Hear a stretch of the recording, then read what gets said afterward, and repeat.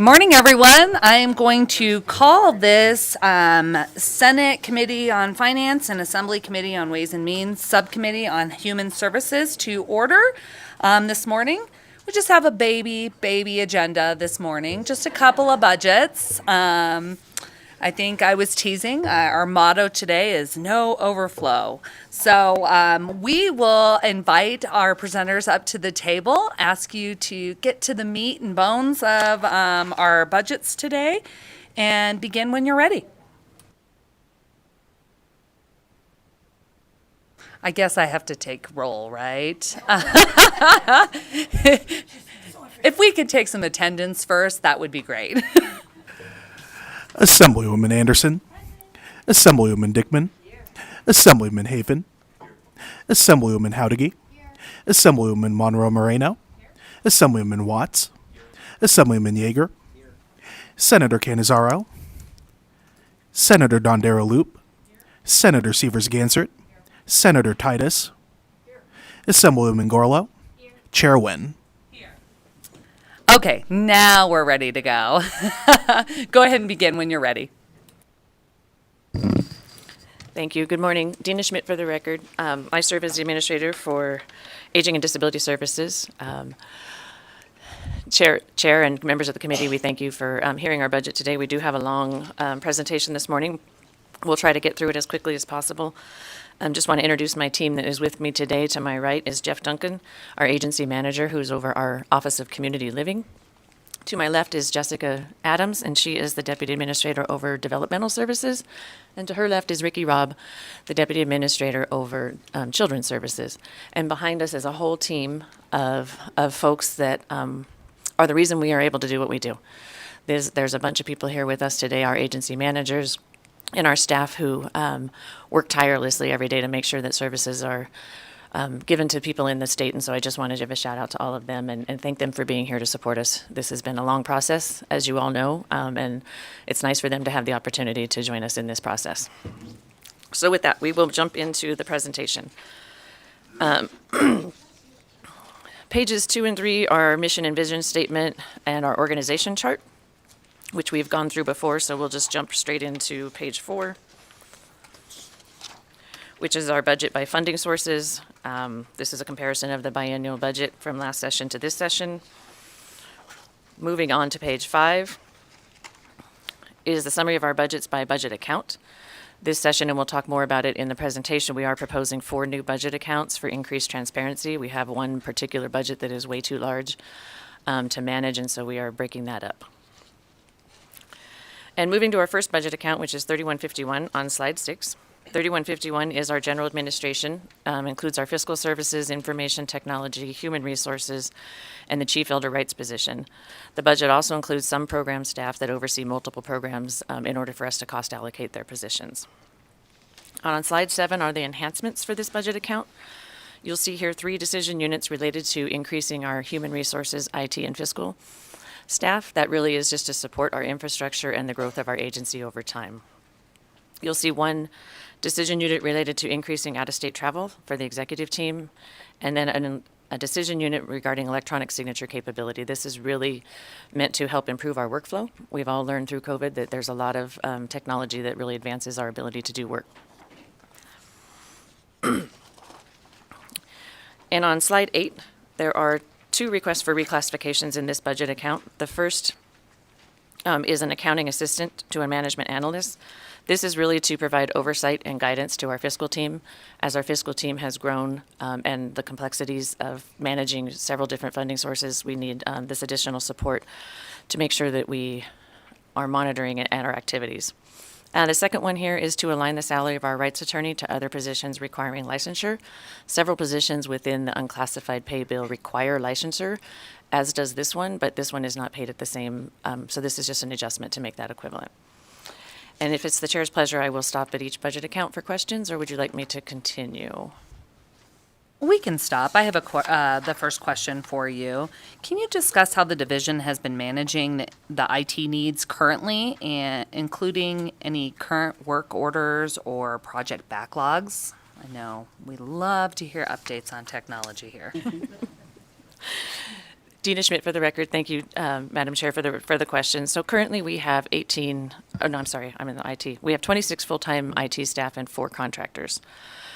We have worked with the Division of Welfare and across the department on calculating the needs and trying to align our programs. When we did that calculation, it really showed that we needed about 30 staff. We currently have 15 and we're asking for 4 more. So it said that we needed to ask for a lot more than we are. In our field staff and our help desk positions, the request we have before you, we've seen an increase in help desk tickets. And as that workload has increased, they get farther and farther behind. So according to Gartner research, 1 to 70 is the ideal. And with our current request, if approved, we would be at 1 to 174. Currently, we are at 1 to 196. So we are really out of whack, which does impede our ability to do work. When staff have to wait days or hours to get their computers turned on because our staff are behind. So this will help us improve that process. Do you have concerns? I know you've asked this before. Do you have concerns about being able to fill those positions? Dina Schmidt for the record, and I think like you've heard from all the other divisions, right? There's many initiatives this session to support state employees, and we are hopeful. This position, I would say that in our budget, one of the things we were very cognizant of is oftentimes we have, especially in our HR teams, people have to leave our agency to promote.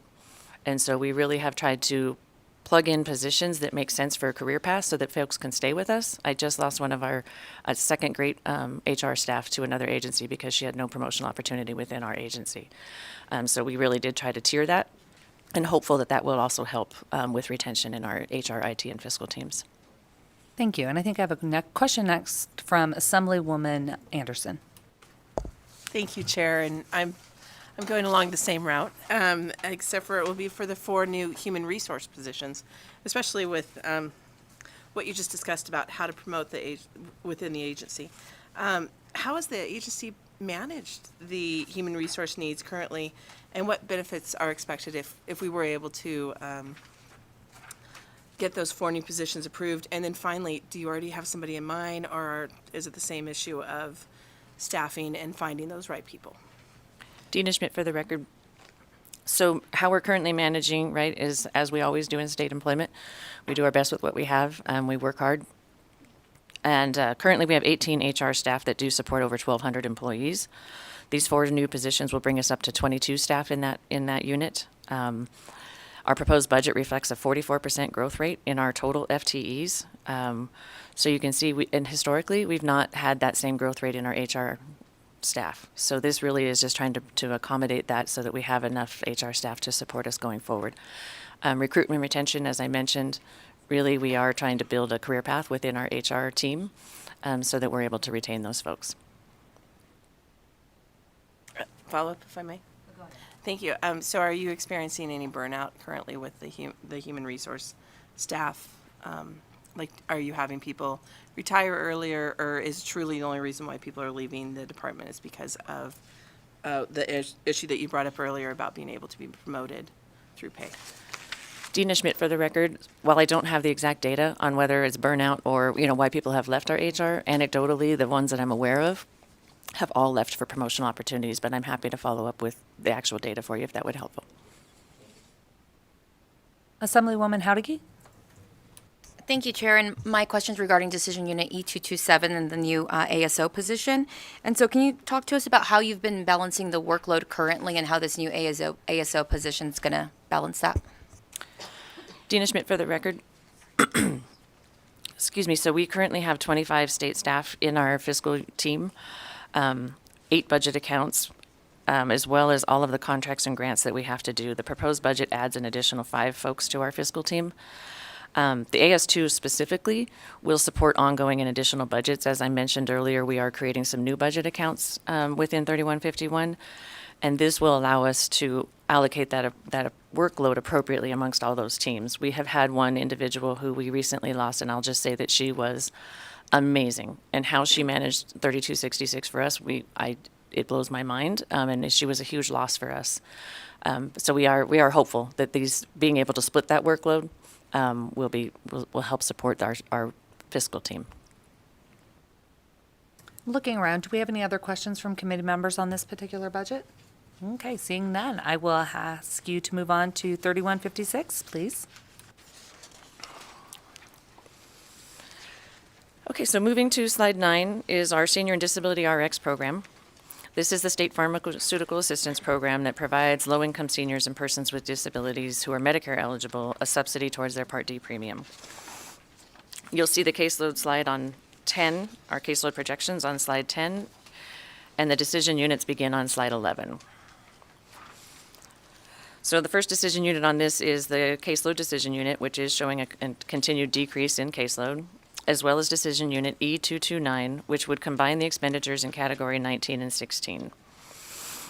This really is to be able to have the flexibility to meet individuals. We have always had 2 budget accounts, one for people with disabilities and one for seniors, and this gives us the ability to actually just meet the needs as they are and not have to allocate those funds separately. So with that, I'll take any questions on 3156. Thank you. I think we have a question from Assemblyman Watts.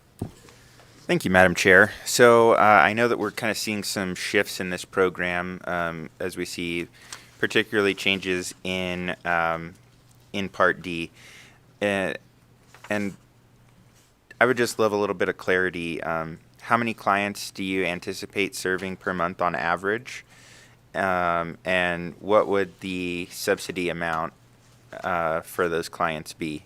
Are you using an average amount, which I think we've done in the past, or are you looking at trying to provide everyone the maximum amount? For the record, Jeff Duncan, Agency Manager. As far as the caseload projections, I think we're projected, I'm trying to look at the line here, around 500 people. We're around 400 at the current time. And as far as your question on the subsidy, we budget up to 37 because that's the max that we pay, but the individual may not go up to that max, but that's how we set our budget. All right, thank you for that. Yeah, we've had, I think, a few differing numbers in a few different places, so we just want to make sure that we get all of that lined up. And then going back to overall caseload, do you project that caseload is going to continue to decline due to some of the other changes that are kind of reducing the need for the program as it stands? And if so, what do you see as kind of changes to the both of the RX programs going forward? For the record, Jeff Duncan, Agency Manager, through the chair to the Assemblyman. Feel free to go directly to the Appreciate that. legislators. So that's a lot to unpack. Based on how the program is today, we do not see the caseload increasing because of the competitive nature of the Part D plans not having a premium, so therefore they wouldn't be eligible for our program. But can't speak to Senate Bill 4 yet, but if that was approved, it may give us the ability to expand the population and the delivery of the service model. So it really depends on how this session plays out.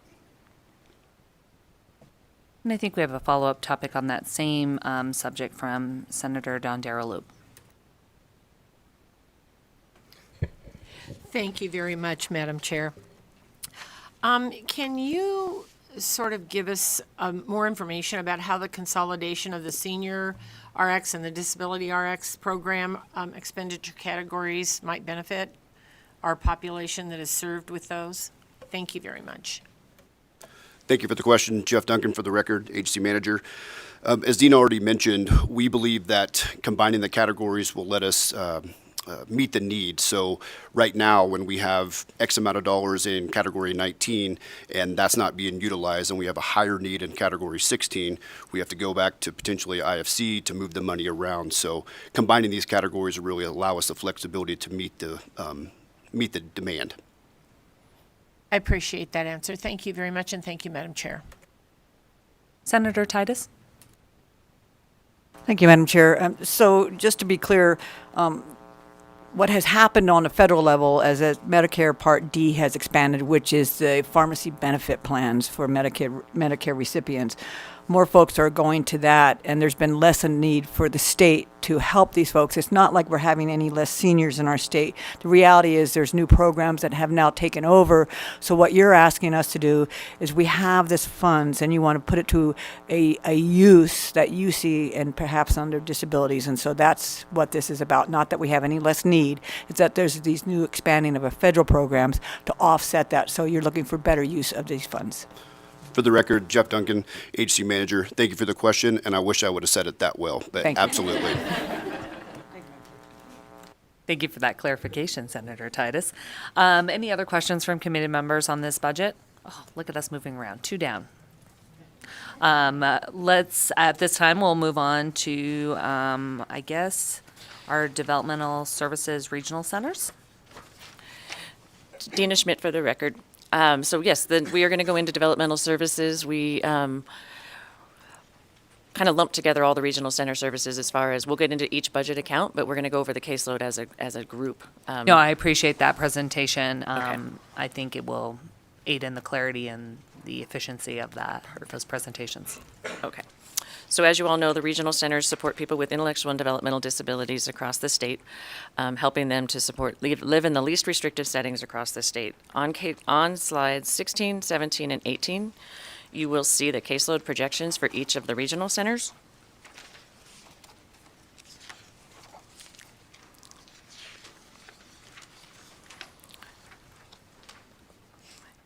And on slide 16, we'll start there with the caseload decision units for those regional centers. So the first caseload decision unit you see here is the combined increase in caseload across the 3 regional centers. And then the second decision unit that you'll see is a request to expand our Youth Intensive Support Services Program, we call it YIS, across the state. These staff focus strictly on families with children with intellectual and developmental disabilities. We are seeing an increase in behavioral health needs and the need to serve children with dual diagnosis across the state. And so this is an increase. We've historically had this program in Las Vegas area, but we've not had it in the other regions. And so we are expanding that program. And really, it's not a program as much as it is a change in staffing ratios. So our normal staffing ratios are 1 to 40? 1 to 45, and for this program, it's 1 to 15. And so it really allows those people to spend more time with the intensive needs of the families. So that's what that decision unit is for. And then the last decision unit on this slide is reduction in our wait list for 2 of our regional centers. Moving to slide 17, the first decision unit here is an increase in the monthly allotment for our fiscal intermediate program. We are asking to raise that from $450 to $650. This program is available to families with children under the age of 18, and it does provide funding that allows them to self-direct the monies for specialty services that may not be covered under typical medical insurance programs. The second request here is an increase in our provider rates based on a study that we conducted through Burns and Associates. This anticipated rate will reduce, we were anticipating this might reduce some of our wait lists, but as you know, our providers as well as the state have been struggling to hire staff and retain staff to provide these critical services. So we're asking for this rate increase this session. And then the last one here is a request for funds to contract with a board-certified behavioral analyst to support individuals with high behavioral complex needs. As I've mentioned, we've seen it in all of our budgets, right? The behavioral health needs across the state are increasing, and that our populations are not excluded from that. And so having a BCA BA on board to help our team work with families and individuals would be very helpful.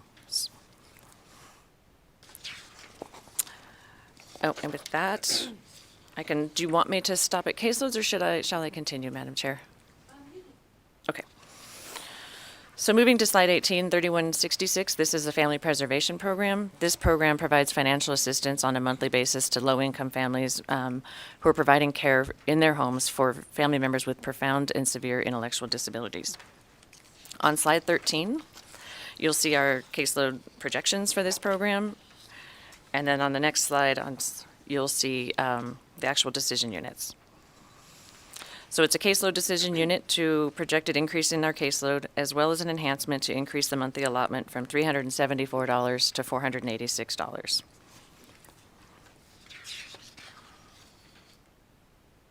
And moving on to the next slide, we will talk about the enhancements for the Desert Regional Center. The first enhancement here is requesting a 2-grade increase for our developmental support technicians. These are our team members that provide direct support to individuals residing at our intermediate care facilities. We really can't even compete with fast food and retail. The work at an intermediate care facility as a direct support staff is much harder work than that, and our wages are not even competitive. The current pay grade for a DST-1 is a 23. And just to give you a sense of what that means, that's $15.19 an hour. And that is to work with some, very behaviorally complex individuals. So we are asking for that. We're also seeing the highest turnover rate we've ever had and the highest vacancy rate we've ever had at the ICF. And so we're hoping that this will resolve some of those issues so that we can be competitive in the market. The next decision unit you'll see is a continuation of our agency manager position for our intermediate care facility. Again, the needs there have grown so much, and our community-based services have grown so much that we historically have had one agency manager over both, and that workload is just too much. And so with approval of IFC, we were able to create this position, and we have it currently filled, and we would like to continue that position going forward. And then the decision unit you'll see here, the other one you'll see is an addition of an accounting assistant for payroll. Again, our staff has increased so much, the number of FTEs we have over time, but we have not increased our payroll staff who have to process all those. And then the last one is the fleet van for our intermediate care facility. We are requesting a new fleet van for the ICF. And Madam Chair, would you like me to stop there, or should I continue through all 3 centers? I'll just have you do all 3 centers, and then We'll go back. we will rapid fire hit you with questions. I was afraid of that. Dina Schmidt for the record. So the next budget account is 3280, which is our Sierra Regional Center. And you'll see the enhancements for this unit include a contract security staff to provide secure environment for both our visitors and our staff. And the second request here is for a new fleet vehicle also. And moving on to slide 23, this is just a request for appropriations back language. Historically, we've always had this language in this budget. This really allows us to transfer service dollars between the 3 regional centers based on need. And so we'd like to continue that authority. And with that, I will take any questions. Thank you, and I appreciate that. You guys are always so prepared, and I know you have prepared for this once before, and then some snow got in the way, and so I know our members have prepared for this twice. It's like deja vu. So with that, if we could go to Senator Monroe Moreno, or I meant Assemblywoman Monroe Moreno. I was going to say, you changed my title. I change my title all the time. Thank you. Good morning. I know you covered it just a little bit. Could you just discuss, and I'll have 2 questions, Madam Chair, if that's okay, a little bit more about the existing provider capacity and how that capacity impacts the ability to serve individuals with the more complex needs that you encounter?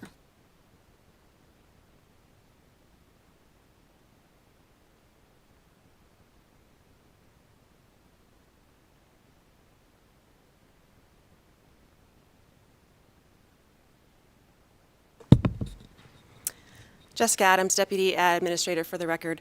Over the last 2 years, we have seen an increase in our wait lists, and that is mostly due to provider capacity, mostly due to providers not being able to hire staff. So to give you some idea, we have a process called a vendor call when somebody needs a service. When we send out vendor calls, it's essentially a anonymous ask for who might want to serve this individual. This fiscal year, we have gotten 2,100 responses to vendor calls. So those aren't 2,100 people; those are 2,100 different providers responding to the vendor calls that we did. 75.2% of those responses have said that they are not interested in serving that person. Of that 75%, 65% of those have been because the provider lacks staff. So this has been a very dire situation where we are really seeing people that are unable to be served. Wait lists are going up. People that might have been in service prior to COVID have not been able to get back into service because maybe their services stopped due to COVID. And so now they're back on wait lists again. So it really is, I think, the worst that we've ever seen it as far as our provider staff not being able to hire and serve the people that we need served. Why do these budgets always depress me? You know, we hear about the state not being able to hire, and then we have to contract out with vendors because you think that it's easier for them to hire because they pay more, and now you're saying that they can't hire either. Yeah. Not a great way to start the morning. Second question. In the Gov's recommendation budget, there's a recommendation to reduce the waiver wait list for the supportive housing, supportive living arrangements, jobs, and day training programs. Do you anticipate being able to serve all the projected clients waiting more than 90 days for waiver services in the upcoming biennium? Jessica Adams for the record. I mean, that is always the goal. I think that's why you are also seeing the request for the rates, right? So if we're able to increase those rates, the whole purpose of that is to hope that our providers are then able to pay people properly, and really make this into a career for staff as opposed to it just being a job that they're going to have for a little while and then moving on to something else. So if we're able to increase the number of staff that those providers can hire, then we get closer to being able to serve all of our wait list. Thank you, Madam Chair. Thank you. I have a couple of questions. Can you discuss whether the agency has observed any notable changes in the utilization of services for supported living arrangements or family support respite programs or the job and day training? Jessica Adams for the record. There's a lot to that question. Yes. So I think that when it comes to jobs and day training, we still have people that were receiving jobs and day training prior to COVID that have not been able to get back into jobs and day training. That has been a service that has been hit a little bit harder than some of the others. Supported living, we've been able to add some people onto that program. Certainly not the numbers that we were hoping to add onto that program. And again, that has to do with, staffing. But we haven't seen so many people lose services on that one. And then with our family support programs, what we're really seeing the explosion in is that fiscal intermediary program. We have gone, just this year alone, we've added about 100 people onto that program just this fiscal year to date. So that's why we're asking for that, because that program is really a self-directed program for kids under the age of 18. Those families can go out and pretty much purchase any service that they think that child needs. So it is a very popular program, and we have all sorts of things that are, purchased with that, whether it's music therapy or horseback riding therapy or art classes or all of that kind of stuff. So it's giving the child something to do and giving the parents a break. And then kind of on a similar topic, do you know what factors might be contributing to the increase in that family support caseload, particularly at their regional, Desert Regional Center, when compared to like the 2022 fiscal year caseload, actual caseload? Jessica Adams for the record, are you talking about children overall, or are you talking about an individual program? Sorry, I'm not Just clear. children overall. So Jessica Adams for the record, I can't tell you why we're seeing more and more kids coming in. I think we do a lot of outreach to the schools, and I do believe that we had a bit of a lull in our intake due to COVID. People weren't really going into school. They weren't really going to outreach events.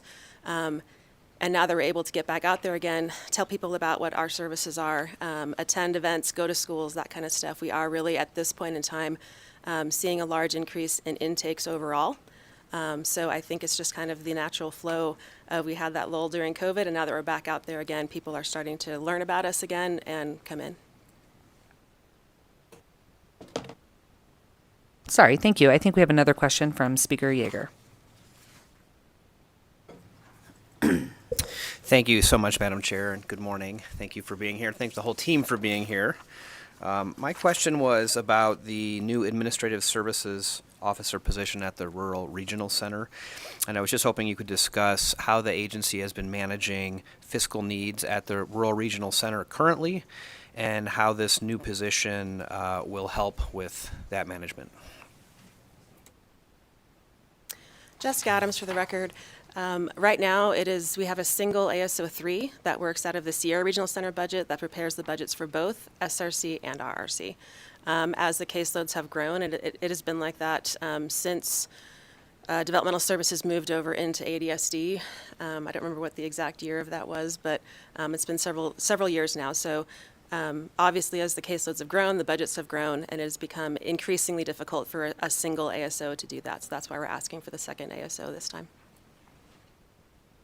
And I think I have a couple of questions from Assemblywoman Howdiggy.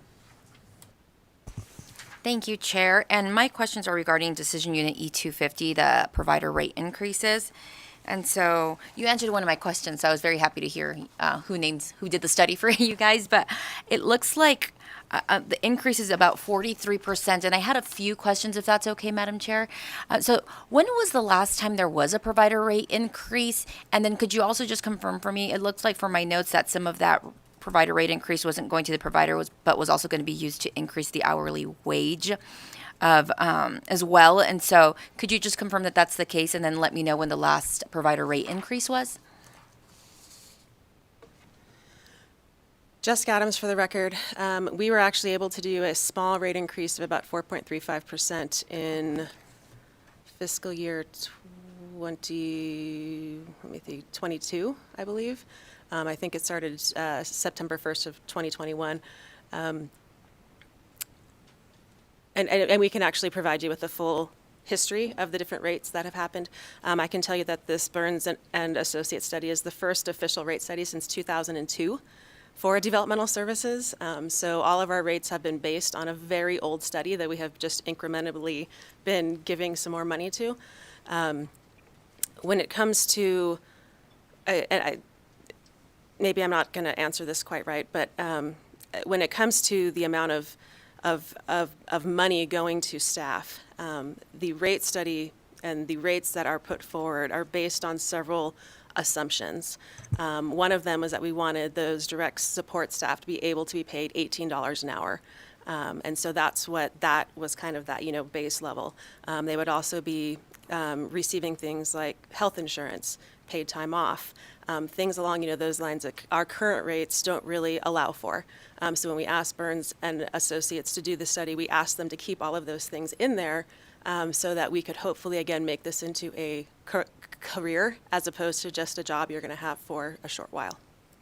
Thank you for that. I think it was important for me to hear and to get on the record too that it's a 43, almost a 44% increase, but that you guys are just dispersing that and sharing that with the staff as well. And so I think that was important, and that makes me very happy to hear that their hourly wages and benefits are going to be impacted in a positive way because of the increase if it's approved.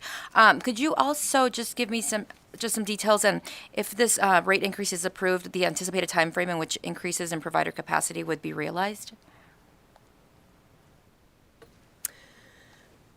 Jessica Adams for the record. I hope they're realized very quickly once we're able to get them through, but of course we're not really going to know that.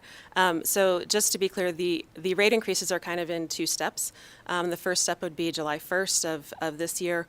That would be based on our current rate structure, and it would just be a kind of a rate increase across the board to kind of close that gap so that we can get some more money out there and hopefully start paying people better. And then the big rate study would be implemented April 1st of 2024. And the reason that there is for that delay is that new rate structure comes with a whole new way of us providing services and authorizing services. So the way that we have authorized services has not changed in 25 years or more. So this would really be doing a lot of things to make it better. But what comes with that is a lot of meetings for the thousands of people that we have in service and trying to figure out how to best authorize for those services. So that's why we have that 9-month period of time to be able to implement those rates and be ready to go for April 1st. That actually it's a perfect segue into my second question. So it looks like you guys haven't, like you said, things haven't changed in 25 years. So what's that administrative workload going to look like for you guys? Jessica Adams for the record. It will be an intense 9 months.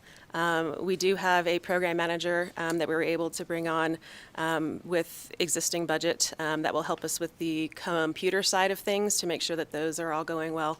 And then we have some very dedicated staff that will be kind of leading the project, providers that will be helping us with it. But it will be a lot of work for 9 months to make our services a whole lot better. Thank you. And my last question, Madam Chair, and then I think the most important one, can you talk to me about if this provider rate increase is approved, what's that going to do for wait times and wait list? Jessica Adams for the record. Don't have a crystal ball, so I can't tell you for sure. I can tell you that in talking with providers, they all feel very confident that once we're able to roll this out, they'll be able to get staff hired and be able to start serving people.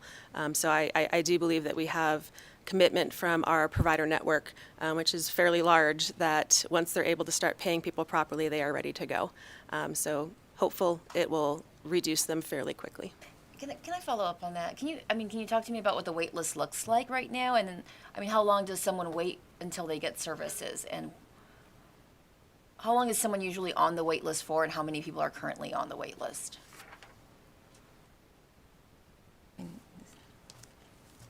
This is a very vulnerable population, and so I think it's important to get that on the record so we know that, these people are waiting for services, and this rate increase might help reduce that. So Jessica Adams for the record. Let's see, this was as of February. We had 434 people waiting for a residential supported living service across the state. Of that 434, 389 were waiting for more than 90 days. And it was an average wait time of 439 days, so a little over a year, average wait time. Our jobs and day training services, we had a wait list of 493 people, 462 of those more than 90 days, and an average wait time at that point of 485 days. I think you kind of answered this, just given the scope of such a huge increase. Is there, I know that we have a start date of April, I think 2024, and I know there's some other provider rate increases throughout the governor's, proposed budget that has some of those starting earlier as soon as January 1. Is there any particular reason? Is it just the magnitude of this 43% increase that doesn't allow us to start it even that 4 months earlier? Jessica Adams for the record, it is the magnitude of work that has to happen. So that is why we asked for that interim increase from July through March so that we would at least be able to get some money out. But it is a very large change. I kind of figured that, but thank you. Next, we have Assemblywoman Anderson.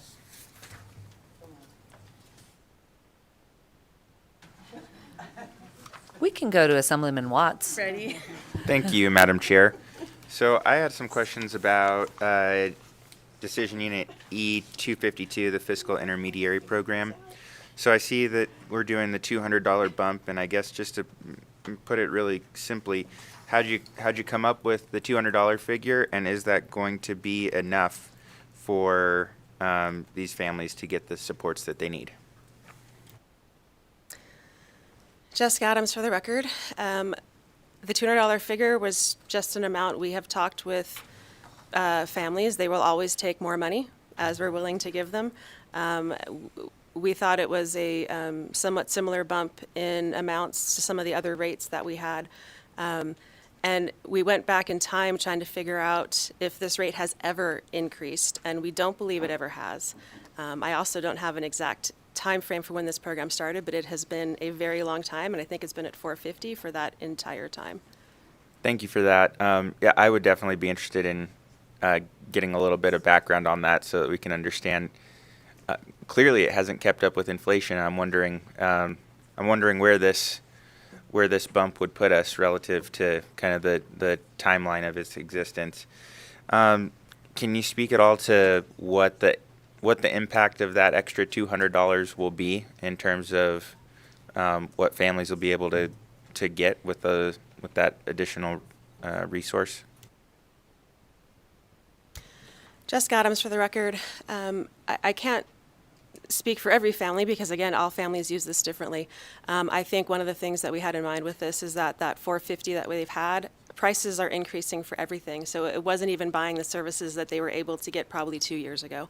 So bumping it up by $200, we were hoping that they would at least be able to keep those services that they've been using for a while. I don't know if they'll be able to get more services, but they should at least be able to keep the services that they were used to getting. I really appreciate that honesty, and it sounds like not only do they need that, they probably need to be able to harness additional services. So if you could just provide a little bit of that information as follow-up, I think we'd appreciate that. Thank you, Madam Chair. I think next up we can go to Senator Severs-Gansert. Thank you, Madam Chair. And this is more of a comment. You know, I would just really greatly appreciate your work. And when we're hearing about, you know, wait lists that are 440 days for these families, the most vulnerable families, and being able to increase the provider rates by 43% of the dollars in the pool, 43%, I mean, that's a huge bump. And I don't think we've ever been able to do that. So I appreciate the governor being able to put this in the budget, and also the work that you're going to have to do, that you have before you, to be able to implement this. I think it's really exciting because, again, these are some of our most vulnerable populations. So I'm just so happy to see you here today with this substantial increase in funding. So that's all I had. And also hiring a BCBA. We have so many children with autism, and that makes a lot of sense to have someone who has that expertise, because we do spend so many dollars in the autism bucket, right, with the vast number of children who are affected by that. So I appreciate going forward and asking for that position as well. Thank you. I think Assemblywoman Anderson is now ready.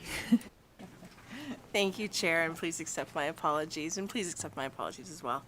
I have a few questions. So the first has to do with how many residents that are actually Nevadans are out of state because we do not have enough areas or enough houses currently to be able to help our children. Jessica Adams for the record. As of today, we have 7 children who are out of state that are open to regional center services, and we have 8 adults who are out of state open to regional center services. And in your opinion, do you believe that that this additional staffing will help bring back those individuals and or allow for an increase of the number of people? Obviously it will, but if I could get that clarified. Jessica Adams for the record. I do believe it may be possible with this increase to bring some of those individuals back, especially with the adults. Those adults are in out-of-state intermediate care facilities. If we're able to have some higher level supported living homes that are able to support them in the state, that would be great. The children are typically out receiving behavioral health services, so it's a little bit out of our wheelhouse. But maybe if we're able to get some of these services into the home, we might be able to stabilize that child earlier before they need an out-of-state placement. And then I believe my final question, with this additional staffing, with the additional pay, it's great. I echo everybody else's comments about how important it is to increase the staffing, but that would still bring, pay, that would still bring us into what, $15 an hour per worker? Jessica Adams, $18 an hour. $18 an hour. And so do you, and then I noticed in some other notes that you've got year 1 would be 18, and then year 2 would be an additional amount. Is that correct, or am I misreading? Jessica Adams for the record, right now it's all based on $18 an hour. And then we could ask for, future to move up. And I guess I just also want to add to how happy I am that there is that. I just wish we could do more sooner. If you could really quickly discuss what happens with how many people when they leave, how that impacts the students, the children, if they're used to having one staff member and then 2 weeks later it's another. If you could explain that impact a little bit more, I'd greatly appreciate it. Jessica Adams for the record, that's going to depend on each individual person. But it definitely does, for some individuals, destabilize them when they have constant changeover in staff. And so we may see increases in behavioral issues. For some, we may see hospitalizations. We may see suicidal ideations, those sorts of things. Again, it depends on every single person, but for some people, it is very difficult that they constantly have changing staff. Chair Gorlow? Thank you very much. And I had a question on 3166, the Family Preservation Program. Can you talk a little bit about the factors contributing to the decrease in the Family Preservation Program caseload? Jessica Adams for the record. So the Family Preservation Program serves a very specific population of people. It is only people with severe or profound intellectual disabilities or a corresponding developmental disability. As such, that's already the lowest amount of diagnoses that we see within regional centers. We do see some people, and I do have closure data that I can provide as to why people are, closing out.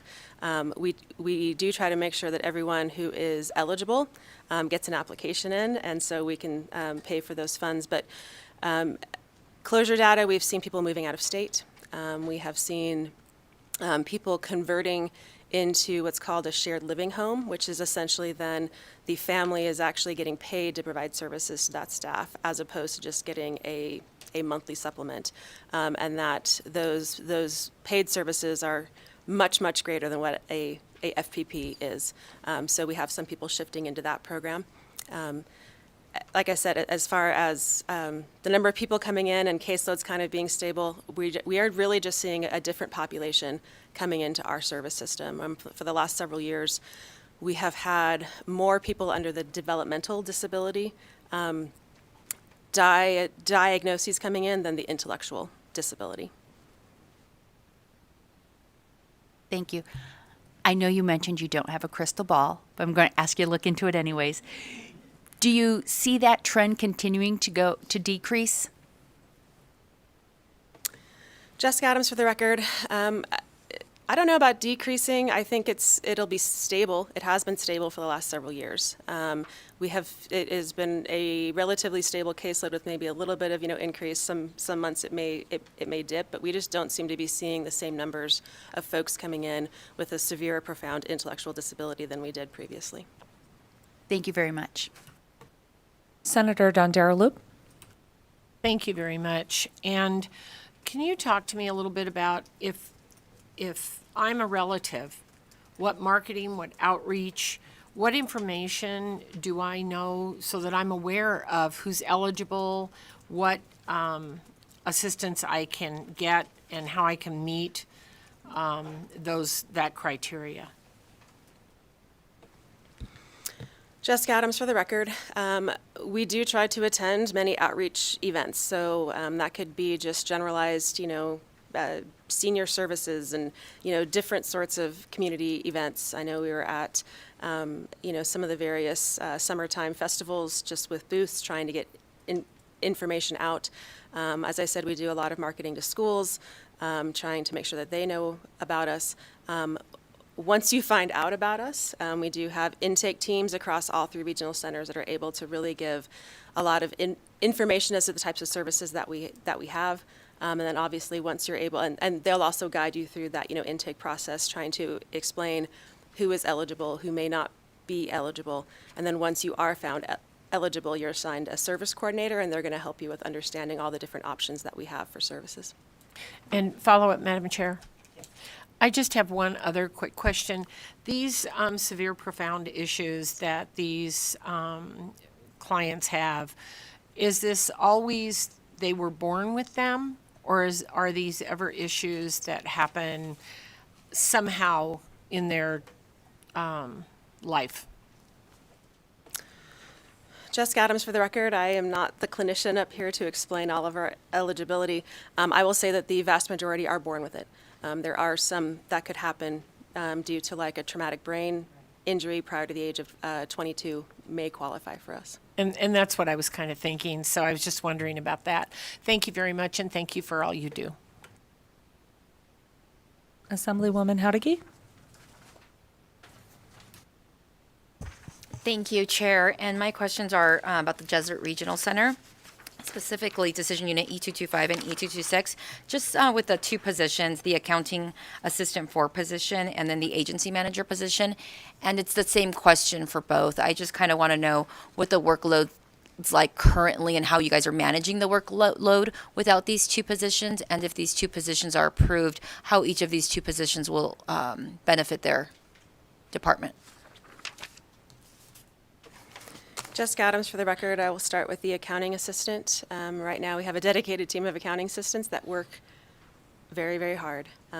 They are sometimes paid overtime. They get the work done. But it would be greatly helpful to have another person there so that they weren't working quite so hard. For the agency manager, we actually did have the funds to already start that job. So we were able to get approval to be able to start with the agency manager. So we do have two agency managers currently down at DRC, one who's over the ICF, which is that 48-bed state-run facility, and then one who is over our community services, which provides services to about 5,300 people. Okay. So then with the accounting assistant, that concerns me when you say like they're overworked, they're working overtime because we need to make sure we keep our state employees. We don't want them leaving because they're being overworked. So do you think if this position's approved, that overtime will stop and they'll be able to go to a normal work schedule? Jessica Adams, for the record, yes. Okay. Thank you, Madam Chair. Thank you. And I think I have another question from Assemblywoman Anderson. Thank you so much. Again, I'm going to stay in that same area. I believe that in at the October 2022 Interim Finance Committee, there was an approval of some money that was to be used. How much does the agency anticipate spending before the funds expire on December 31st, 2026? I believe that was the 8.5 million approved.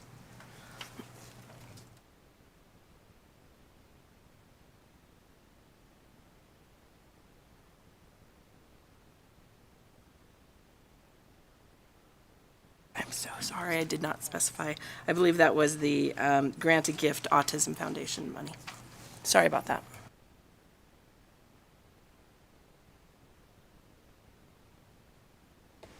Good morning, Ricky Robb for the record. My apologies, I'm in a great spot right now. In regards to the Ackerman Center, the 8.5, and could you repeat the question? Sorry, me shifting threw me off a little Completely bit. understand. It's also okay. It's like Monday the revenge, I swear. So how much of the 8.5 million that was approved at the October 2022 Interim Finance Committee do you anticipate spending before the funds expire on December 31st, 2026? And that's from the Grant a Gift Autism Foundation Ackerman Center. Got it? Thank you for the No question. problem. Ricky Robb for the record. At this point in time, we're actually in the process of evaluating that. The grant award went out in January. We're working closely with the Ackerman Center in regards to their expenditures. They're in the process of hiring those clinicians to help with reducing autism caseload diagnostics as well as fetal alcohol syndrome. And so we are currently working with that group, and we actually will continue to evaluate that. Hope to have more information probably in July. Thank you for the question. Assemblyman Watts?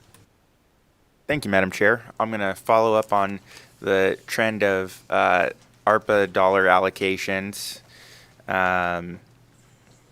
And this one is around the 14.5 million that was approved at the October IFC for intensive behavioral support homes. Can you give us an update on how that allocation is progressing forward, and if any funds have been expended yet?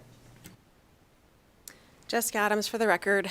We are actually meeting tomorrow with some potential vendors for that contractor piece of it, which would be the $520,000. So hopefully they are all in our MSA group, so hopefully we'll be able to contract with them very, very quickly and get moving on that.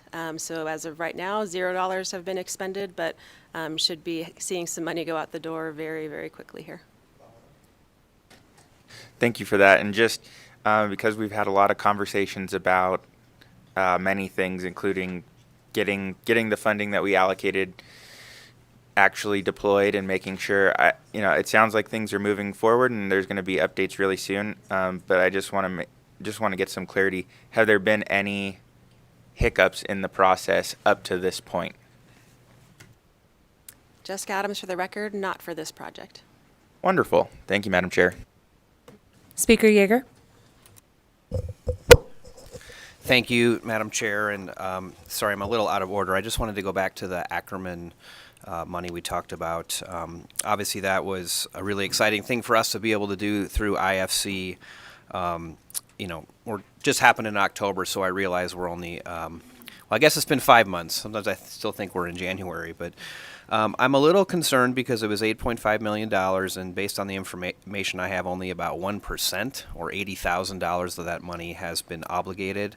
It sounds like the work is in process, but I would just ask if you could update us as soon as you know if we don't think that those funds are going to be expended by December 31st, 2026, because, obviously I think the intent there was to try to work on this wait list that's been plaguing Nevada for a very long time. And so the more heads up you can give us, if there's going to be an issue there so we can figure out where to redirect some of those funds, would just really be appreciated. Madam Chair, if I can comment? Of course. Great, thank you. Ricky Robb for the record. Yes, in fact, we have been in communication with the Ackerman Center in regards to that. So we are working closely with them. We know it's a significant amount, but we also know we have a significant delay in being able to get those diagnostics as well as services. So yes, we will be happy to update you as often as you would like. But again, we are continuing to work with that group, and we hope to be able to share successes as well. Thank you. No problems. I'm looking around. Do we have any other questions about not only that section or any of the sub-budgets? Nope. Okay, look at us, moving on. I will direct you to begin on 3266, Home and Community-Based Services.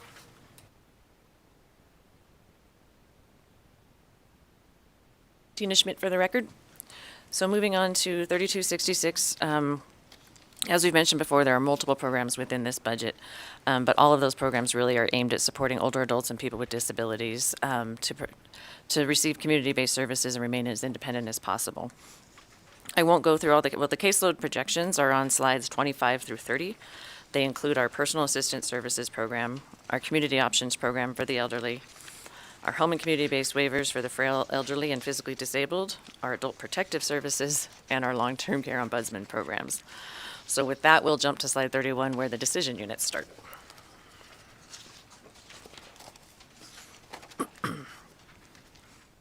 The first decision unit in 3266 is really a combined decision unit displaying the caseload growth for the home and community-based waivers, as well as our personal assistance services and our community options program for the elderly. The second decision unit you see here is the wait list for those same programs for the personal assistance program and the community options program for the elderly, also known as PAS and COPE. And then the last decision unit on this page is the caseload projections for our adult protective services, as well as our long-term care ombudsman program. Moving to slide 32, we have our enhancement decision units. On this page, you'll see the first decision unit is a continuation of several positions, both in our fiscal and our planning and advocacy community unit. These positions were funded through ARPA, Older Americans Act ARPA dollars, and we're asking for them to be continued based on the fact that the work has not stopped. The caseloads continue to increase. The complexity of our grant funding continues to increase. The number of funding sources that we have within our programs, and the number of increase, we have a 23% increase in the number of subawards that we now manage, which is a good thing. That means more community partners are providing services, but it does mean that we have to process those requests for funds. In the second decision unit here, you'll see a continuation of 3 regional coordinator positions. These are currently grant-funded positions, and this is a request to continue those positions beyond the grant funding. These 3 positions were really modeled after the Regional Behavioral Health Coordinator Program within the Public and Behavioral Health Division, and their role is really to serve as a convener of ADSD services within communities, much to one of the questions earlier really is how do people know about us? That is really the goal of these positions, is to get out into the communities and meet with individuals, families, community leaders, and making sure that people are aware of the services that we provide and how to access them. And the last here is a continuation of another agency manager position. This was also a ARPA-funded position, and we are requesting it to be continued. This position currently oversees our Planning, Advocacy, and Community Unit, which is all of our grants, all of our community programs, as well as our Community-Based Care Program, which is our two waivers and the PAS and COPE programs. On slide 33, you'll see here the first enhancement unit is a rate increase for the PAS and COPE programs. This is really a rate increase that aligns with the Medicaid rate increase for the same programs. PAS and COPE programs are state-funded programs that mirror some of the services within the Medicaid program, but are provided to individuals who don't necessarily meet the Medicaid eligibility criteria. E231 adds a program officer to support guardianship program. Oftentimes, in certain situations, we are required to be the petitioner for guardianship, and we're seeing a large increase in that activity. And so this is a person to help us support those activities. E225 is a reinstatement of crisis support services funding. These funds are used to ensure safety of adults in our Adult Protective Service program. And then lastly, you'll see E809, which is a request for reclassification of 48 social worker 2 positions to social work 3 positions, 9 social work supervisor 1s to social work supervisors 2. And really this is, for our Adult Protective Service programs, this is a program that has had a historic vacancy rate. Prior to COVID, we were in Las Vegas area close to 40 to 50%, and we've continued at that rate since all the way through COVID and continued now. And I know you're all familiar with what they do. They investigate cases of allegations of abuse, neglect, and exploitation, and these are critical services. And so we have struggled to compete with other programs where social workers exist. Our Child Protective Services within DCFS, their social workers are at a higher pay grade than ours. And so this request is really aligning our protective service social workers with the Child Protective Service social workers. And moving to slide 34, I mentioned earlier that we are creating some new positions, and rather than showing you every single decision unit, because there's a multitude of them, we thought it was easier to give you a visual of the programs that are being moved out of 3266. So on this slide, you'll see the new budget accounts. The first one is the Home and Community-Based Services, which will retain 3266. That will include our PAS and COPE programs and our frail, elderly, and physically disabled waiver programs. And then the new 3278 is our Planning, Advocacy, and Community Grant Unit. That will pull out all of our Older Americans Act discretionary grants and community service programs. The third one will be Budget Account 3282, which will contain our Adult Protective Services and our Long-Term Care Ombudsman programs. And then lastly is 3283, which will create the Statewide Independent Living Council. They are an independent organization where we are the designated state entity, and so this will give them that autonomy within their budget. And on the next slide, it's the same information, but it's broken down by FTEs. So you can see the number of FTEs moving from each account, where they're transferring out and where they're transferring into. So hopefully that visual gives you some sense of all the movement going on in 3266. I mean, with that, I'm happy to take any questions on this budget account.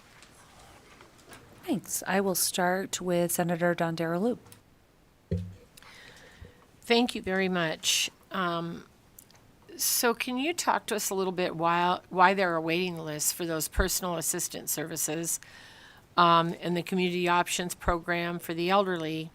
I don't know why they gave me this question about the elderly. And when the number of patients that are being served in the 2022 fiscal year is actually lower. Thank you for the question. For the record, Jeff Duncan, Agency Manager. So I'll just take this back to our vacancy rate at this point in time, that by program, and I can get you that information, it varies, but on average, our social worker vacancy, whether it's the waivers or our COPE and PAS programs, was averaging around 30%. And again, by program, it's a little bit different, but that's why the caseloads are a little bit wonky, I guess, for what your question was. So with that being said, there aren't really less. It's just a caseload management piece. For the record, Jeff Duncan, agency manager, correct. We need social workers in order to put people onto the program. So how many people, sorry, Madam Chair, may I have a follow-up? So how many do we anticipate or do we think might not be served? Because if we have that vulnerable elderly population that needs help and we can't service them, and you don't have to give me an exact number, and if you need to sort of give me a percentage, but if you can tell me, is it 20 or is it 200? So for the record, Jeff Duncan, agency manager, great question. And I'll say this, if we were fully staffed, we could serve up to our projected funded caseload.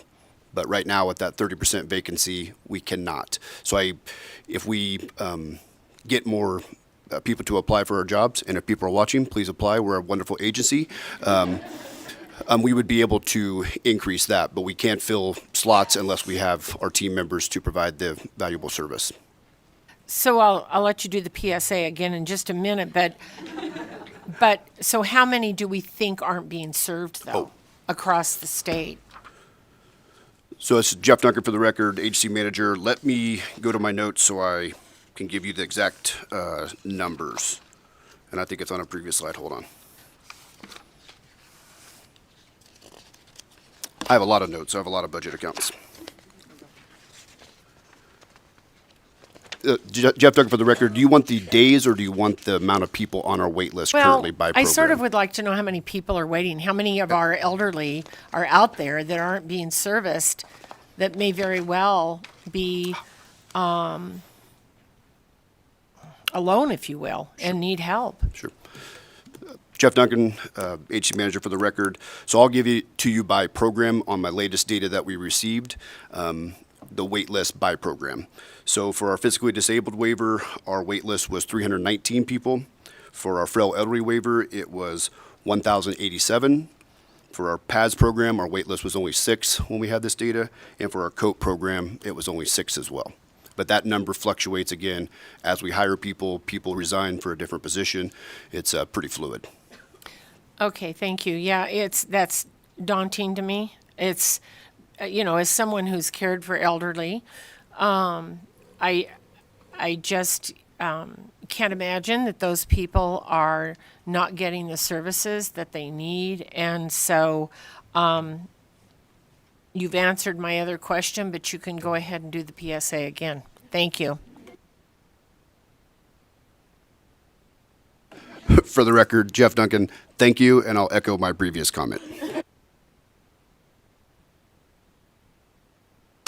I have another question, just kind of how your staff and how the agency has managed the growing caseload for the Adult Protective Services Program. Obviously, there's a need for additional staffing, including program, administrative, supervisory staff. Can you just talk about how you've been dealing with that currently? Dina Schmidt for the record. So a couple of ways, right? We have supervisors who take caseloads. We have been authorizing overtime as budget authority is available. We do a kind of a consistent overtime so that we can maintain those caseloads. We were successful in doing some emergency reclassifications to change some of our social work positions to adult rights specialist and bring those folks on board to kind of do some of the lower level investigations and help support our social work staff. So a combination of things in order to continue to maintain it, but certainly still struggling to make sure that we're meeting our timeframes of going out and investigating all cases within 3 days.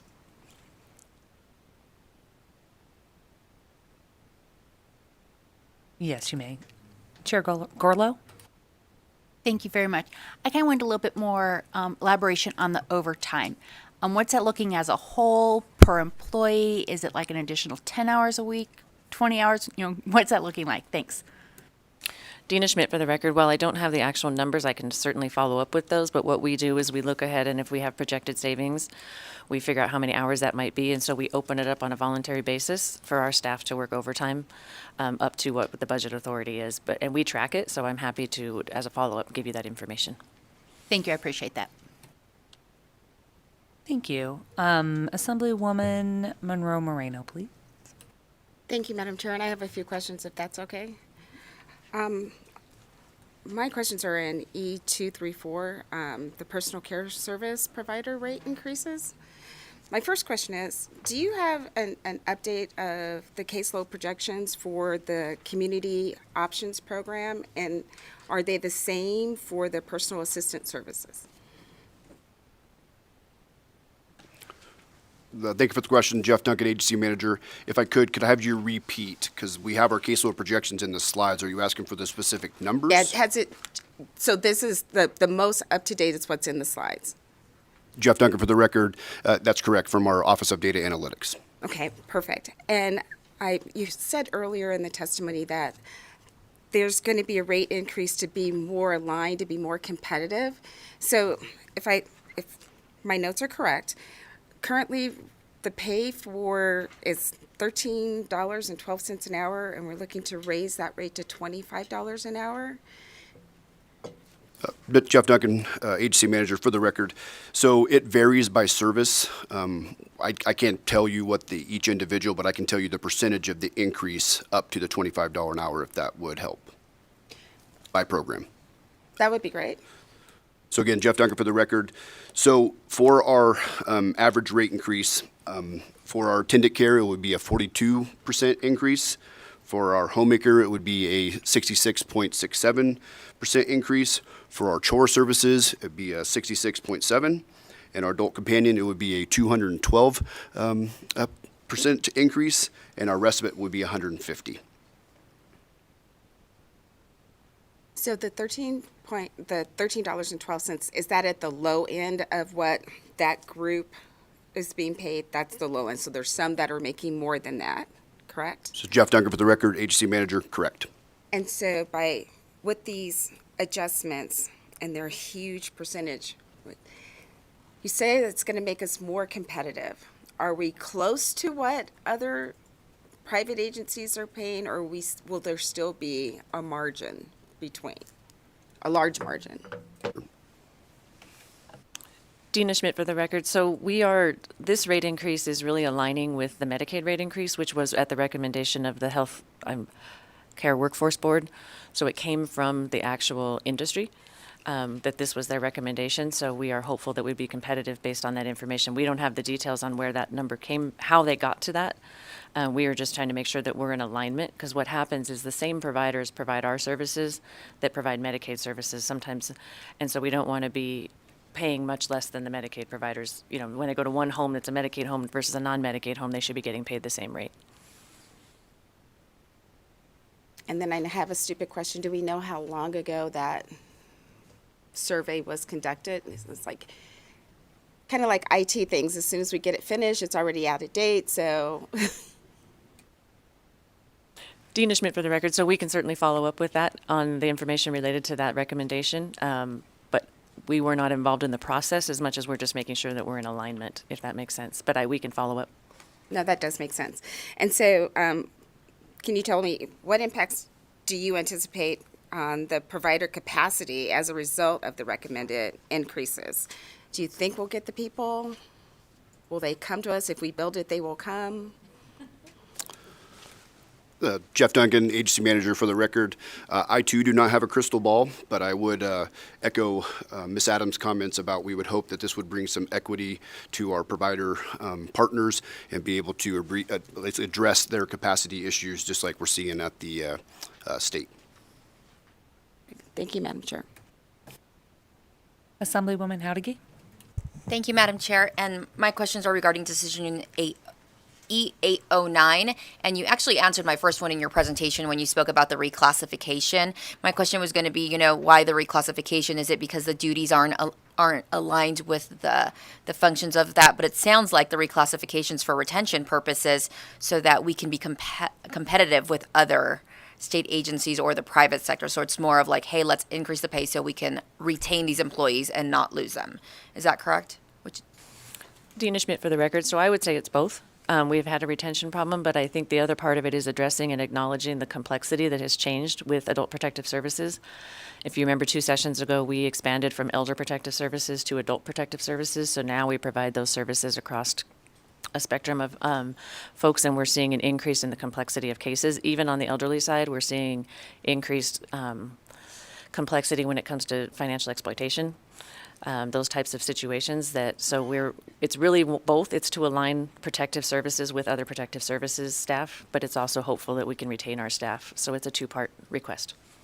Thank you, I appreciate that. And my last question, Madam Chair, I know that the caseload ratio to caseworker ratio is a bit off. It's higher than it's supposed to be. And so what's the consequence of this? Dina Schmidt for the record. Staff turnover, burnout, overtime are the consequences, right? The folks that do this work do it because they care deeply, and so they work very hard at managing. But we internally, we try our best to manage, and we utilize the overtime where it's available. Our supervisors are taking caseloads. So some activities don't get done when supervisors are having to carry caseloads themselves. So there is an impact to overall quality as when everybody's doing the job and no one's doing the oversight.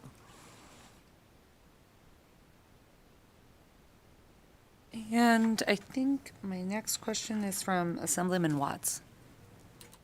Thank you, Madam Chair. I had a question about the continuance of the different positions that were approved in the interim with ARPA funds.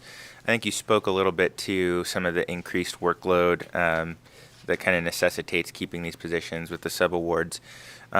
Could you just provide if you have anything else to share about how the continuance of these positions will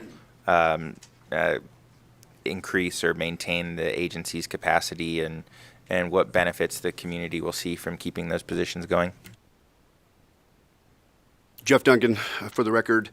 So I would add on to what we've already talked about and say we've struggled with this for years.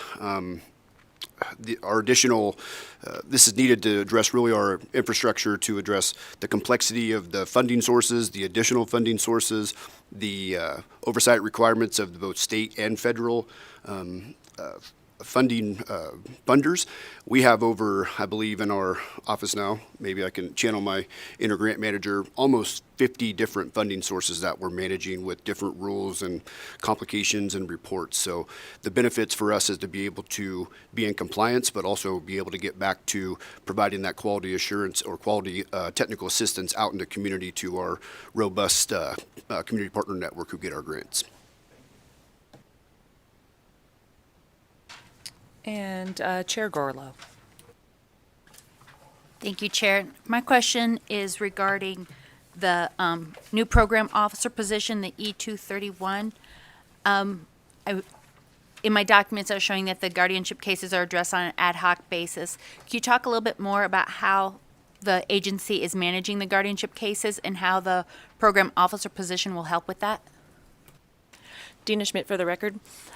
So for example, this is one area where in our adult protective services, we often have to file, and our social work supervisors are doing the work that this position, why we need this position. They're being pulled away from case activities to help with the filings.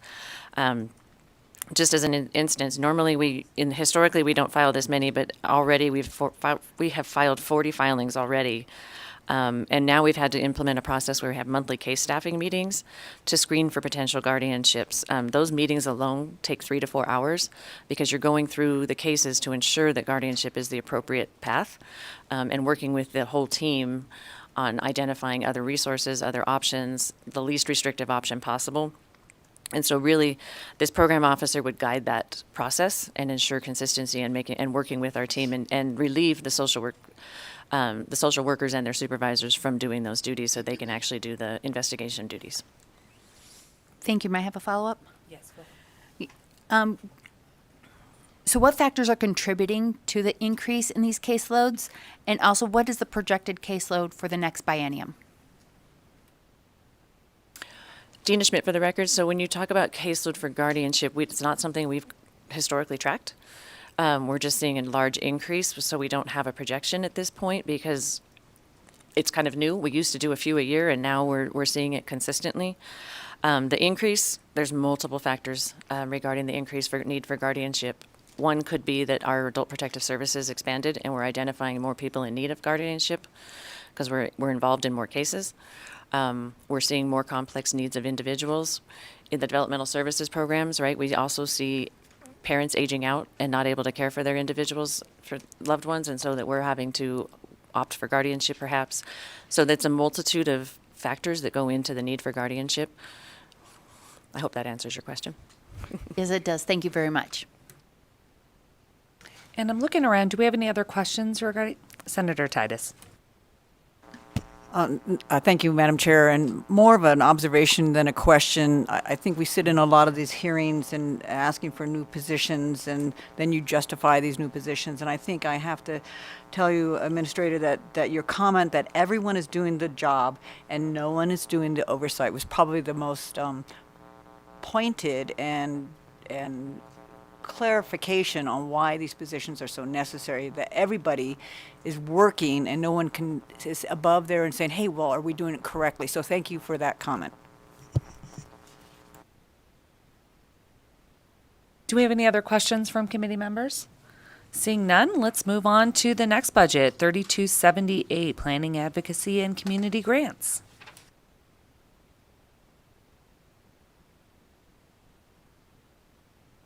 Dina Schmidt for the record, so I apologize. 3278 was covered in that 3266 because it's one of the ones that are peeling off.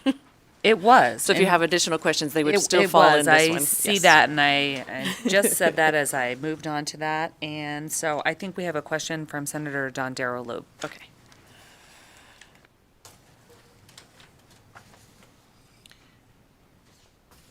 Huh?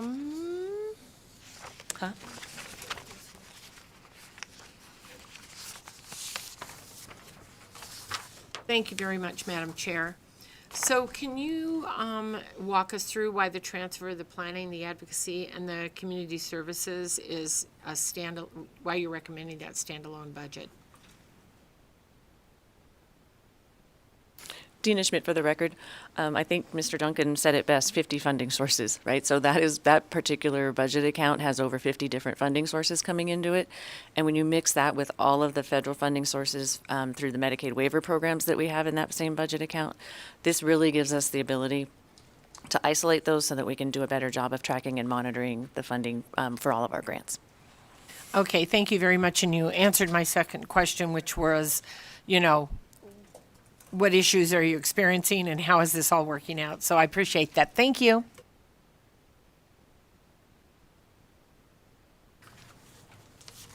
I'm lost in all the pages, so I apologize for that. You did cover these in your presentation. Can we kind of bring it back to the Adult Protective Services and the Long-Term Care Ombudsman programs? Can you kind of explain a little bit more? I mean, you kind of did in some of those slides, but explain why the transfer of the Adult Protective Services and Long-Term Care Ombudsman programs to this new standalone budget is recommended.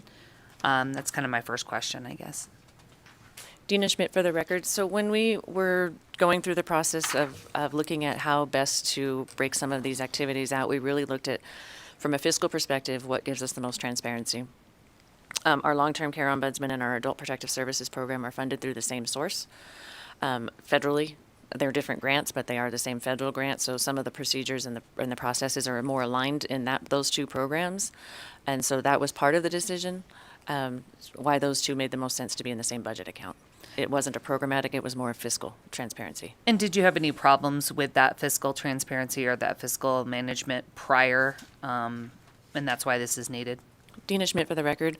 I would just say that it was incredibly complex budget. I would think that your LCB staff might concur that 3266 has a lot of moving parts, and being able to break it up and we only had one budget, one analyst over that. And so having a fiscal team be more than one set of eyes on all those funding streams would be much better than one person trying to manage all of that.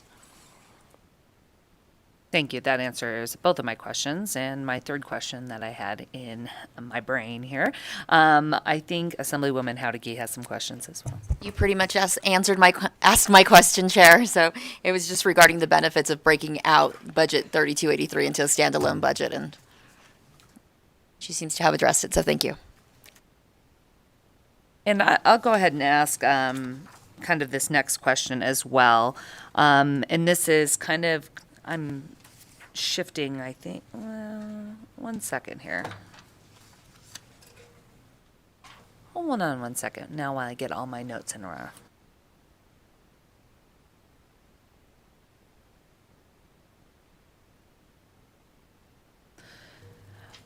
Before I move on to my next question, I'm actually going to go to Assemblyman Watts. Thank you, Madam Chair. So I'm looking at the Consumer Health Assistance budget account.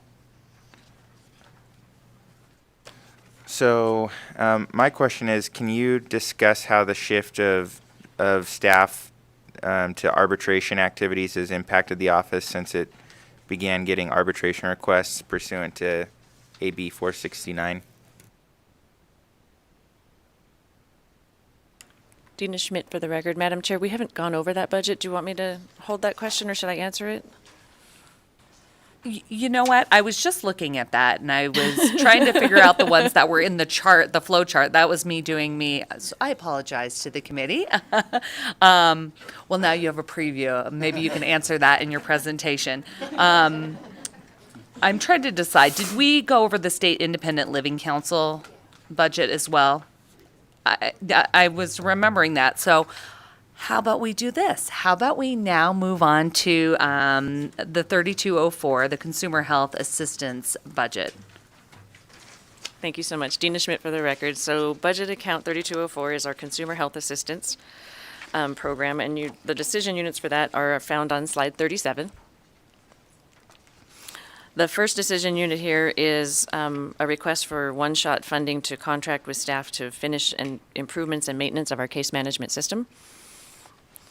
And then the second decision unit really is relating to aligning our funding activities based on time tracking. So we are replacing some previous funds with general funds based on the fact that we're no longer tracking our time to those activities. And that's really just based on the need in the community and the types of calls that we receive.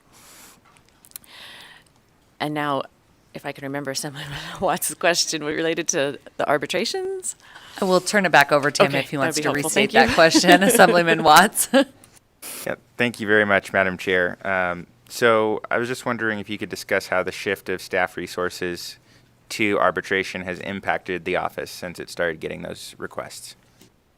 Dina Schmidt for the record. That is a great question. So when the arbitration process came to this office, we really didn't have any idea how many cases and how much time we would be spending, and we are finding that quite a bit of our time is spent on arbitrations. Right now, 20% of our staff time is spent on arbitrations, while 64% is still on other activities, and 17% of those are billable activities to the Medicaid program. So it really is, it has had a large impact, and it was a much larger lift than we anticipated. Thank you. And following up on that, could you provide an update specifically on the cost recovery efforts associated with some of the medical balance billing disputes?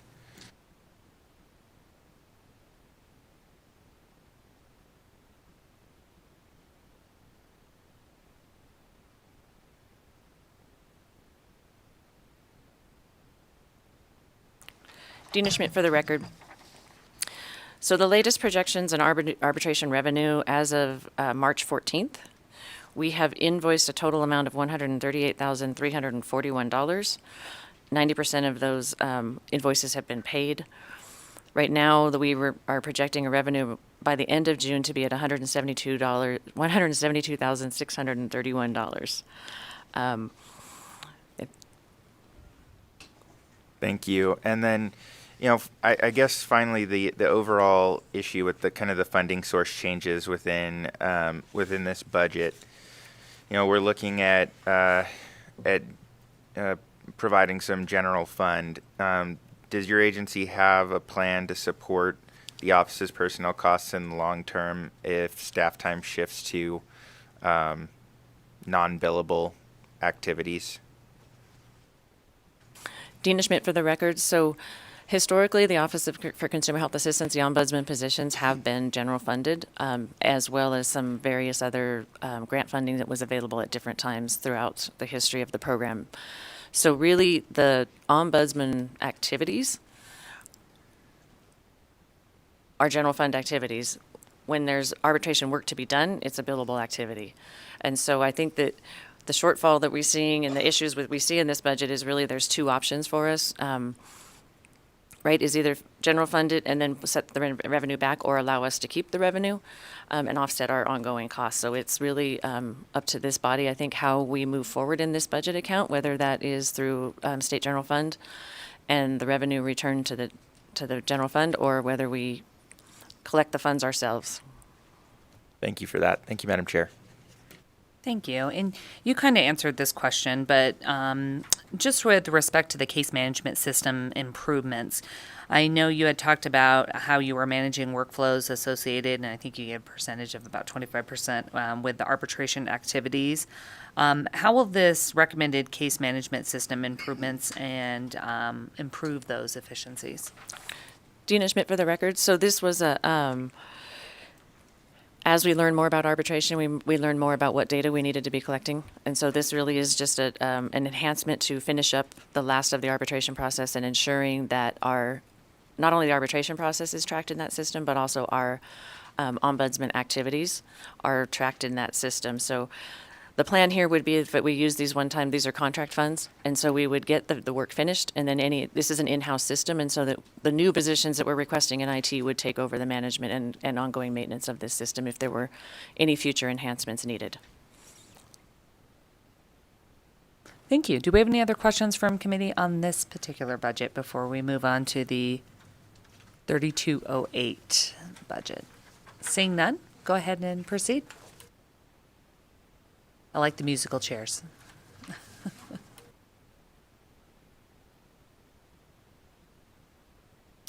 Dina Schmidt for the record.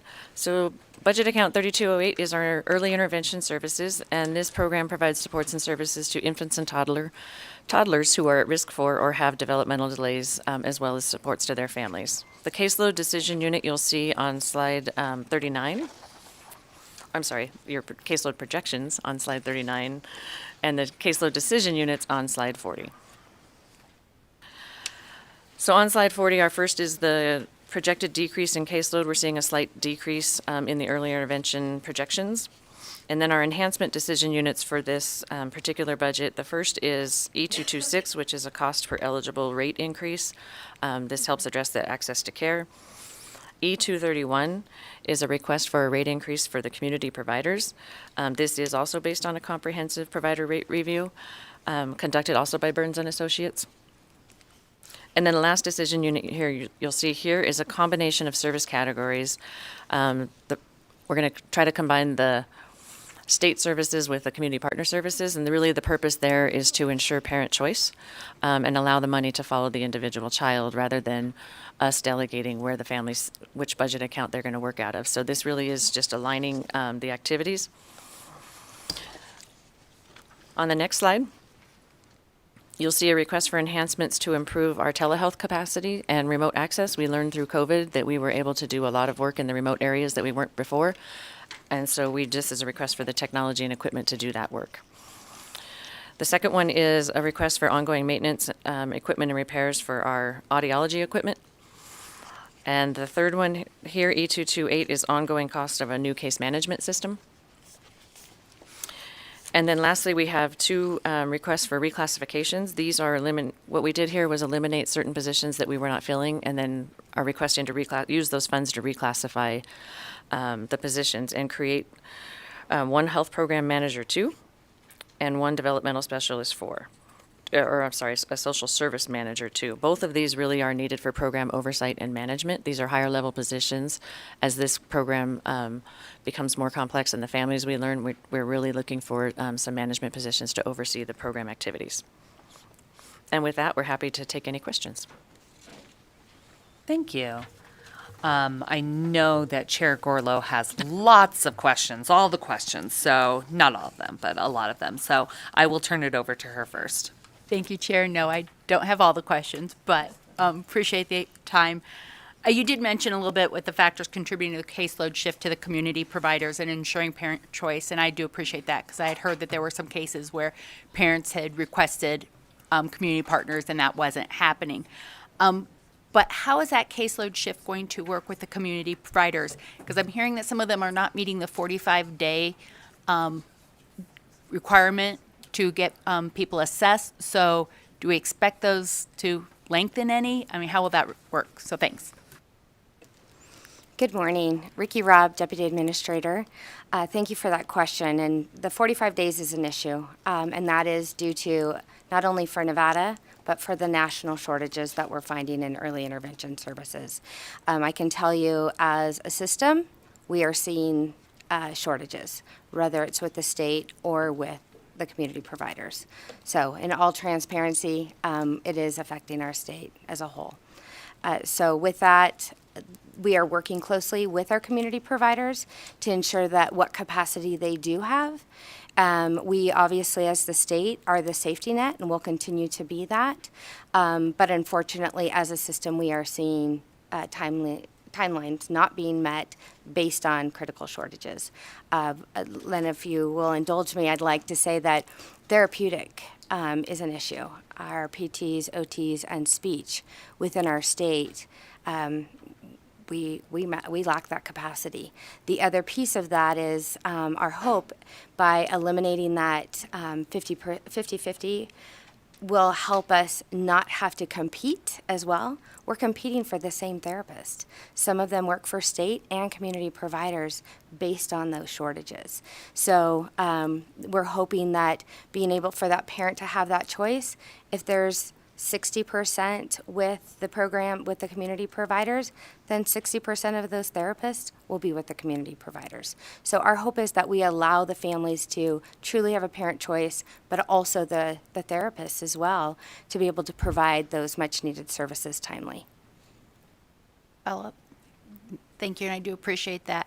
I realize there are lots of provider shortages across the board, but especially with our therapists. And all I can say is I've got my daughter in kinesiology, so we're hoping she'll be a PT, trying to do my part. But then going with the staff reductions, how's that going to affect the caseload then for those that choose to work with the state?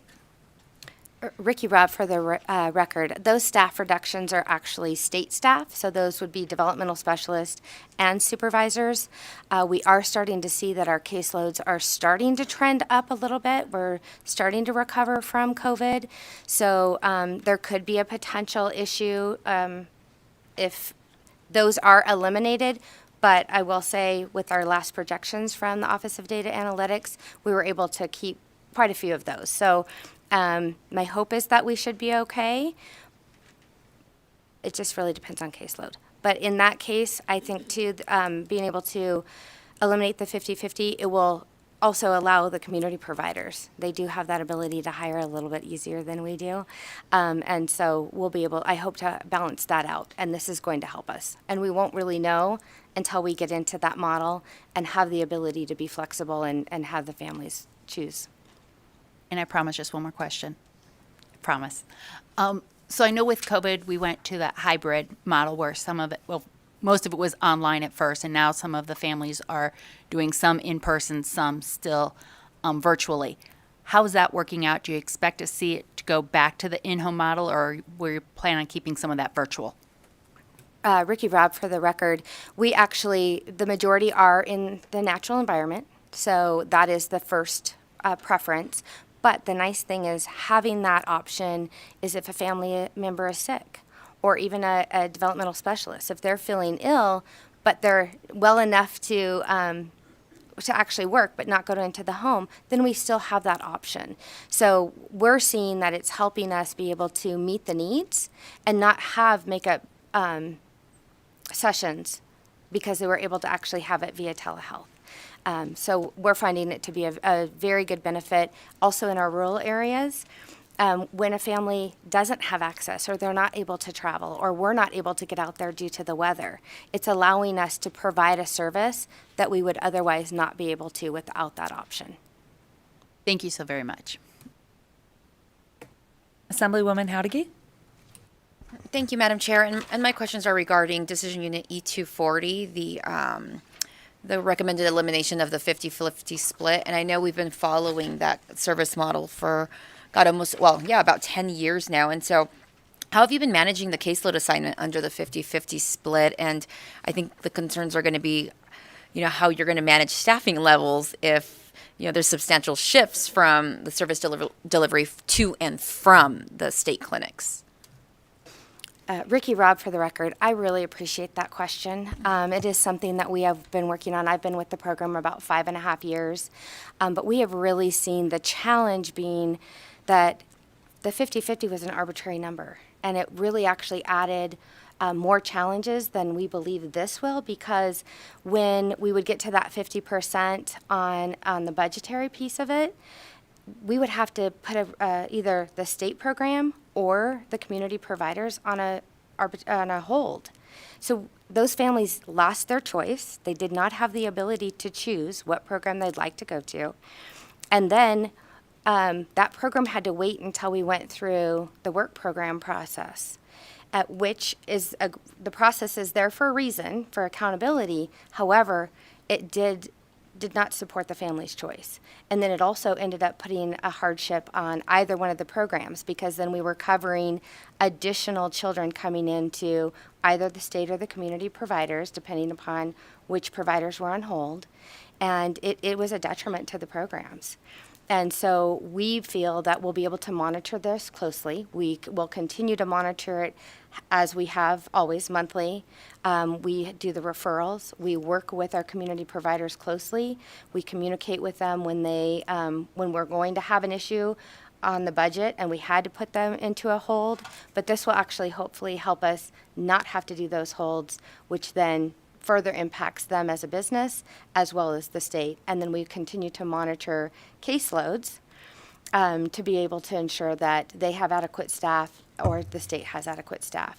I'd also like to add that we are continuing our study. After we did the rate study analysis for the community providers, we are actually working with Burns and Associates to continue that, to ensure that how we are working and modeling this current program is appropriate and that it is best practice. So we are continuing our research on this as well. So this is just one more step that we hope to be in the right direction, that we've worked with the community providers and the state providers closely with. The other piece that I would add, my apologies for my long-winded answer, is that the state providers will still continue to maintain children, the medically fragile, and will continue to be the safety net. So if there is an issue, we will ensure that we make sure that those children go to the state should they need to be. And that actually pretty much answered my second question too, to what the benefits were of this, right? The combining of the services, and it sounds like there's going to be shorter wait times for the children who receive services from the early intervention services that you provide, and it seems like it's going to be a more efficient system. Ricky Robb, for the record, we believe that it will be more efficient. On the wait times, we're still going to be working through that with the critical shortages, but I do believe that combining the categories as well as eliminating the 50-50 is going to allow us to truly see what the true need is. When we were having to do those rotation holds due to the 50-50 split, it was arbitrary. It did not give us a true answer of what the parent choice was, which again is against federal regulation. So, and the parents are upset. They want to be able to choose where and who provides care to their child. And then just my last question, Madam Chair. So if there's a big shift to community providers in the next biennium, how are you guys going to handle those costs? Ricky Robb, for the record, because it's combined, we will continue to monitor that. If there's a significant cost, the good thing is we will not have to go through the work program process and hold those children from going to the community providers. Now we will be able to monitor the budgets closely, and we'll be able to project that sooner than later. And so we would obviously have to communicate with the community providers if there is a budget issue, but I truly believe, based on experience of these last several years, that this is going to be a good decision, and we will be able to monitor it closely and better by being in one category. I kind of have a follow-up to that, and so I'm glad that we're raising these provider rates, but it seems like we're also asking these providers to now return, I guess, money that they receive from any billing. Have we talked about that additional burden of billing and how that's affecting our community providers? Thank you for the question. Ricky Robb for the record.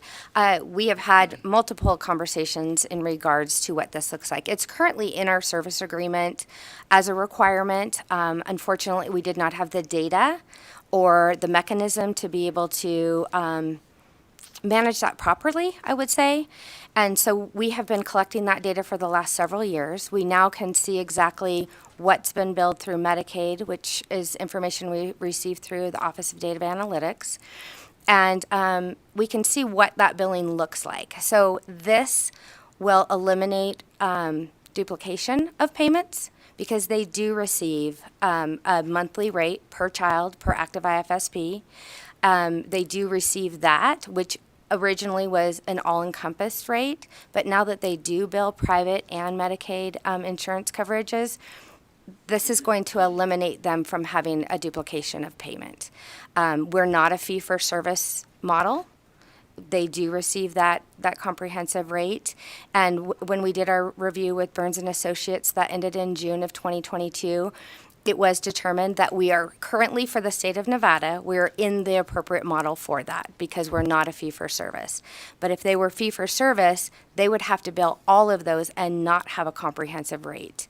And so this is just going to ensure that state general fund and federal dollars are not paid in duplication. So we're being fiscally responsible. And I think my question probably elicited another question from Chair Gorlow. In a way, and thank you, Chair. Yeah, my question in a way kind of relates to how we're paying, but also projecting out in the future. Do we have a system that tracks how many hours of physical therapy or occupational therapy, speech therapy? It kind of gives us an idea of trends on which area of early intervention services is trending a little bit higher than others, so we can get a better idea of what professionals we need to fill those spaces? Great question. Ricky Robb for the record. I would say we don't have a thorough system, but I'm happy to say, and I'm happy to tell this body, because I've been here before, that we are in contract. We are in the middle of working with Yahasoft in building a comprehensive reporting, case management, and billing system for the entire early intervention system. Something we have not had, something that we have tried before and was not successful, but I do feel that we're in the midst of that. So my hope would be that we will have a consistent mechanism to be able to report that to you in the future. We do utilize matrices currently, but I wouldn't say that's our best ability to report that. So we will be able to report that in the future. Great. Thank you, because I'm just thinking ahead. We're talking about like an education budget and where they could bring programs in and expand class sizes. That would be a great data to have to justify expanding those. So thank you so much. Thank you. And now I'll go to Senator Dondera Loop. I see her over there with the microphone. She's ready. Thank you. And this is the under E231. So, and I think you touched, maybe touched on it a little bit. There might have been some overlap. But what impacts are the agency anticipating on community provider capacity as a result of those community provider rate increases? Thank you for the question, Ricky Robb, for the record. We receive inquiries about being a comprehensive provider often. We have two new providers. One actually just started effective February 1st, and we're very grateful to have them in the southern area. And then we had another one that came in about 2 years ago. Inquiries are high. Enrollment in being a comprehensive provider based on what they have to provide is somewhat low. I will tell you, I'm very excited. This week, someone actually requested to be a provider in Fallon. And I promise you, I will be back here telling you how awesome it is if it happens, because currently we don't have community providers in the rural areas. They only provide services in the urban areas. So again, we would love to be able to increase that, but also too, that is based on caseload as well. So we're just excited to finally be able to give them that increase. Thank you, and I understand that rural issue. Madam Chair, may I ask one other question? Of course. So what impacts does the agency anticipate on that state provider capacity as a result, though, of that recommended state clinic cost per child adjustment? Do we see anything that's going to adjust there? Ricky, Rob, thank you for the question. That is another piece of what we're actually going to have reviewed in this next analysis, to be able to see what does that really look like. And it may go down. What has been trending in the past is we're about 60-40 in the southern region. So I could see that could be a slight shift. But in the northern region, we're pretty consistent with about 50-50. But being able to eliminate that, that's going to help us. So I would say at this point, again, we will continue to monitor closely and see what that looks like. I do believe that we'll have a slight percentage change, but that's kind of what's been the natural model that we've seen in the southern region. Thank you very much for that information. And once again, thank you for what you do. Thank you, Madam Chair. Thank you. Before we move on to the next budget, do we have any other questions from committee members on this one? Seeing none, I guess we will move. I'm curious to see if you do a changing of the chairs here. We'll move on to 3209.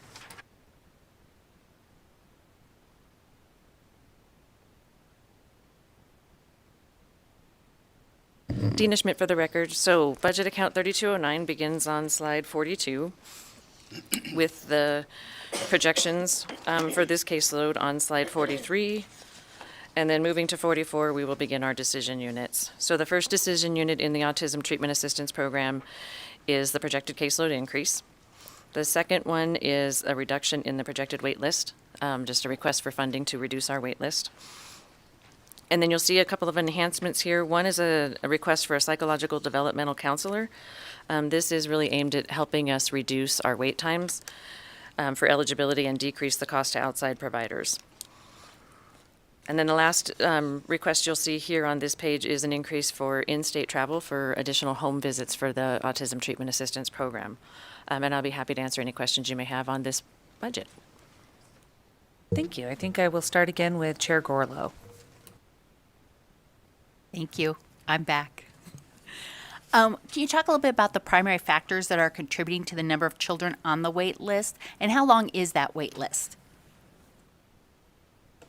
Thank you for the question, Ricky, Rob. Before I answer the wait list question, I just have to give a shout out to the Autism Treatment Assistance Program.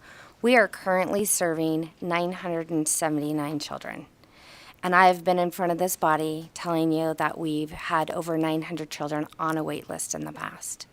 And so I'm excited to say that based on the support that we've been given to reduce that wait list, we currently have, as of February 1st, 122 children who are in referral status, which is that process of eligibility, collecting all the paperwork, working through that intake process, and then actual 11 on the actual wait list.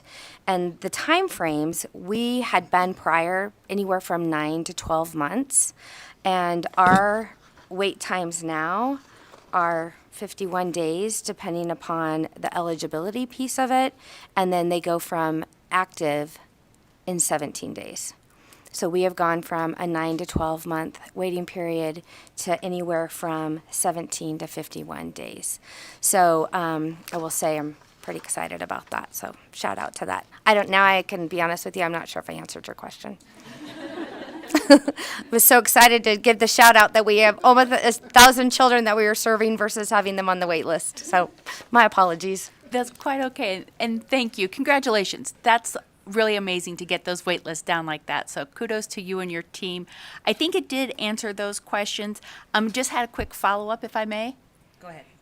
Do you anticipate sufficient autism services capacity in the upcoming biennium to continue to keep those wait lists down? I too did not bring my crystal ball. Ricky Robb for the record. Provider capacity is an issue. It has been. We have made great gains in our providers and bringing providers to the state. Unfortunately, we're just not quite there yet. So I would love to say that we're there, but we're not. Keeping in mind, provider capacity is one of those things where it depends on many factors: geographical location, behavior of the child, age of the child, the availability of time for the parents and the child. The other piece is also insurance coverage. Unfortunately, we live in the world of, we have coverage, we have a mandate, and it's a great mandate, but unfortunately, one of our largest insurance plans only covers a child till they're 6 years of age, which is basically diagnostic. And it is early intervention, but it's key. It's very difficult to now take that child at 6, change a provider, find a provider, and ensure that it continues. The culinary plan is a great plan. They do great work. But unfortunately, with ending at 6, it leaves those families desperate to find services at 6 years of age, in hopes that the educational system would be able to provide those supports. But unfortunately, that's not the case either. They don't provide ABA in the school or in their natural environment where they are more successful. So I would just like to say that provider capacity continues to be an issue. We've, again, made great gains. But unfortunately, due to insurance coverages and things like that, it continues to be an issue. Medicaid rates, obviously, I'm sure you guys will be asking me about that shortly. That too, it all plays a part into our capacity. Thank you so much. And I promise this is my last question. When you're talking about providers, can you give the different levels of providers that you're needing, from what is it, RBT to psychologists, psychiatrists? Ricky Robb for the record. The majority would be the RBTs, BCBAs, BCABAs that all provide a level of applied behavioral analysis therapy, so the ABA therapy. So it's really a spectrum of their roles within being able to provide that therapeutic model. Thank you so much. And Chair, thank you so much for indulging me with my lots and lots of questions. No, I wish Assemblywoman Monroe Moreno was here. I know that we started off, and a lot of times the conversations that we have in here are incredibly depressing. So I will make sure that she goes back and sees the good work that we're able to come here and report. And I can see the smile on your face, and I think it brings us great joy to know that those children are getting those services, and that we've made such great, or you've made such great strides in moving us forward in those wait lists. So that's fantastic. Next, I think we have a question from Assemblyman Watts. Thank you, Madam Chair, and also I hope that our former colleague Assemblywoman Carlton is watching this as well. I think she'll be very excited to hear about this. So, kind of following up on this, I see that we have some caseload adjustments, and particularly the addition of some caseworker positions.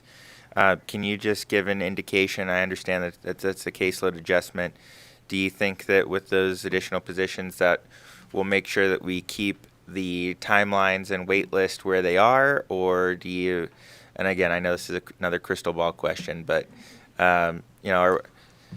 where are we heading? Do you feel like we're in a good spot to maintain or even improve upon where we're at right now? I like that question. Ricky Robb for the record. And I'm going to use our projection and our trends crystal ball today. So I'm going to actually be able to say I have one today for this piece of it.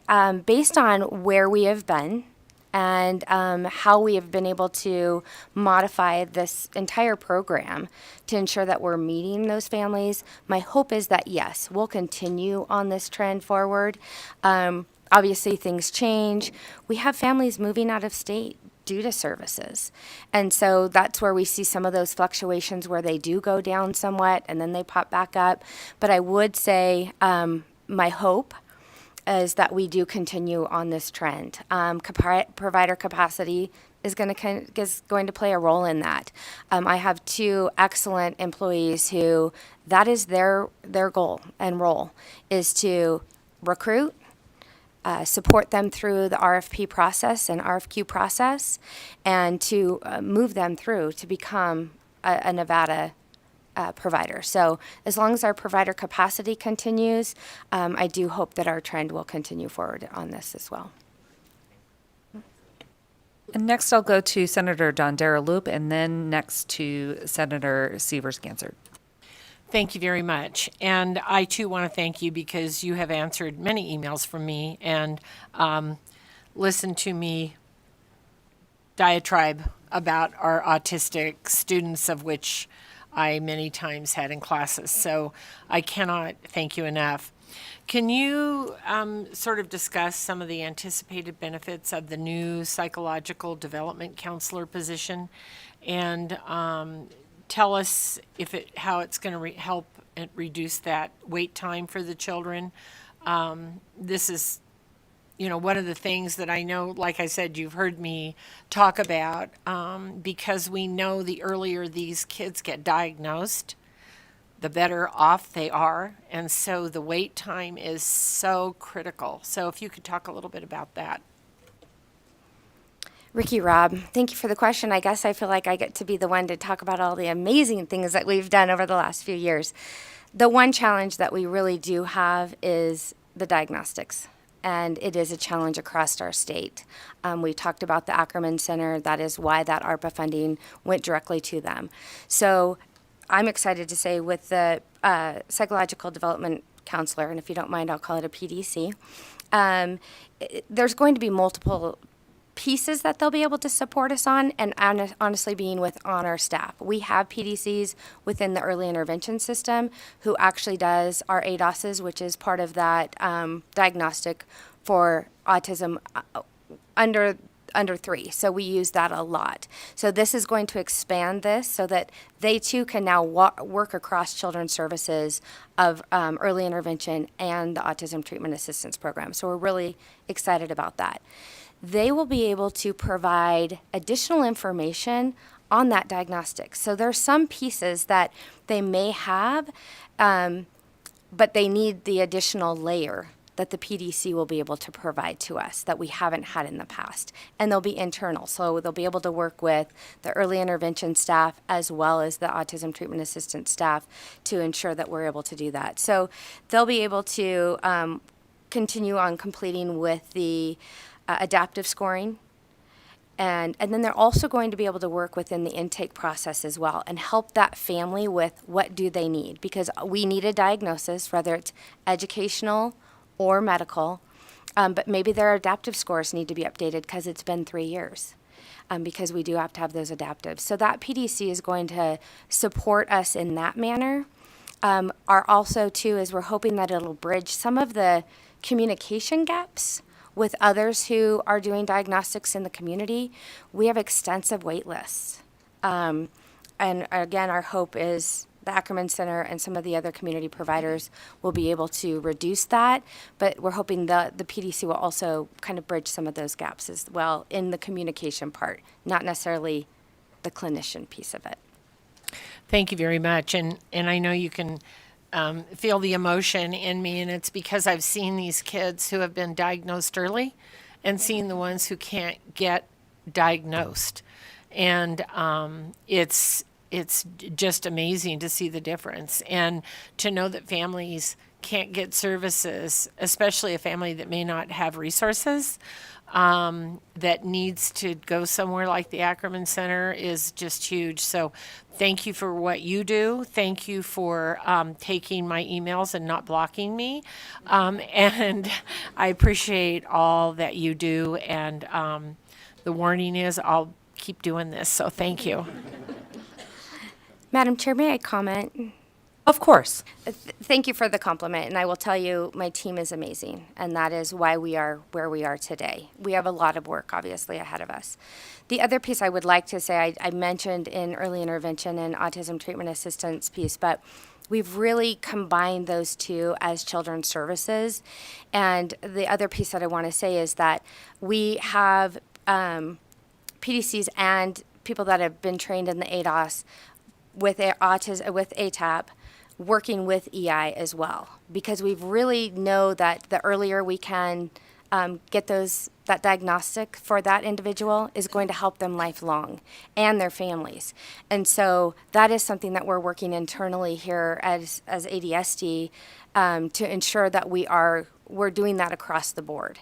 So we appreciate the acknowledgement of knowing that that's important. And then that's the other piece with the Ackerman, the university, being able to just keep those collaborations going. So thank you for that support. It is huge, and at the risk of being Vanna White, when you look at this chart and you see that gray line shoot straight up, it says it all. So thank you, thank you. I too am an emotional person on this one, so I appreciate your support on that. Thank you.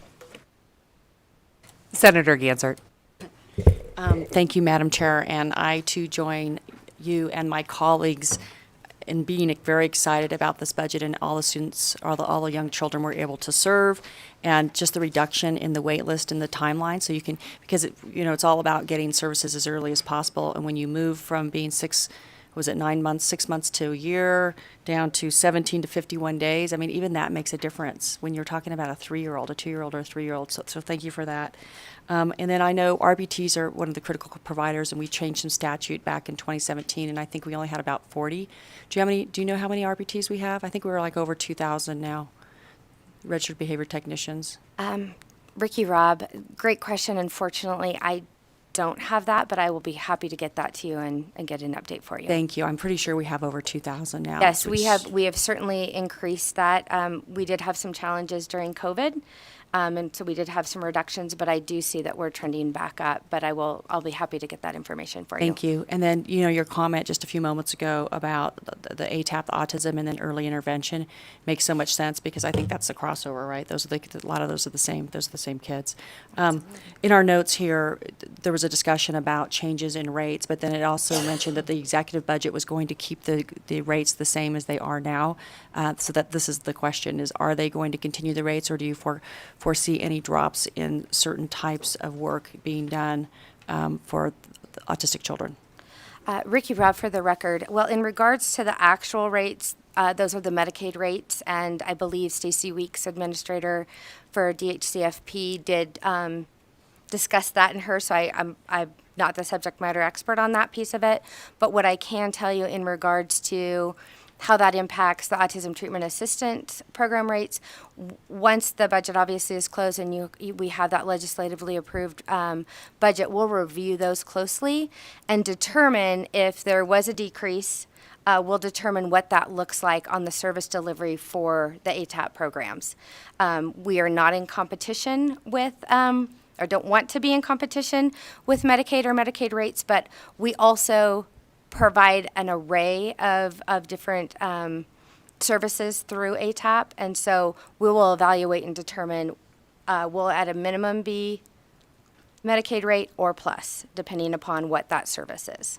Thank you. I appreciate that. We've made so much progress on it. I know we just don't want to go backwards, right? And I think that the key to this is making sure that we have a robust number of providers and that we keep growing those. So thank you again for all of your work. Thank you. Thank you. Do we have any other questions on this budget before we move on to the next one? Seeing none. Oh my gosh. We on the last one. I will move on to 3271, number 13 of 13. Thank you, Madam Chair. Dana Schmidt for the record. So 3271, this is a budget we haven't talked much about so far, so I'll just try to do a quick high-level overview. This budget account consists of the FOCUS program, which stands for Facility Outreach and Community Integration Services, which is really a program that currently resides in the Medicaid division, and it's intended to provide alternatives to institutional settings for Medicaid recipients. And the second program in this budget account is the Money Follows the Person. And that is a demonstration grant with the Centers for Medicare and Medicaid Services. Really, the funding is aimed at assisting states in balancing their spending on long-term care and shifting costs from nursing homes to community-based services. So you'll see on the next slide that there is the transfer decision units, and that's the only decision units in this budget, is just the transfer of the program from the Division of Healthcare Finance Policy and to the Medicaid program. Really, the intent of this transfer is to the work of our programs better aligns with the work of these grant programs. Medicaid really has, as you guys have heard, their hands full with being a payer.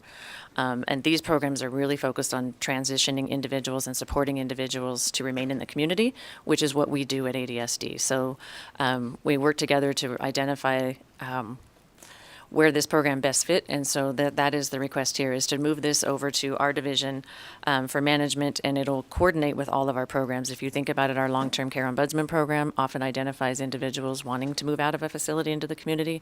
These would be funds that we would be able to utilize to assist that individual. Those types of activities that are better aligned with what we do. So with that, I'm happy to answer any questions regarding this program. I think we have a question from Assemblywoman Howdigy.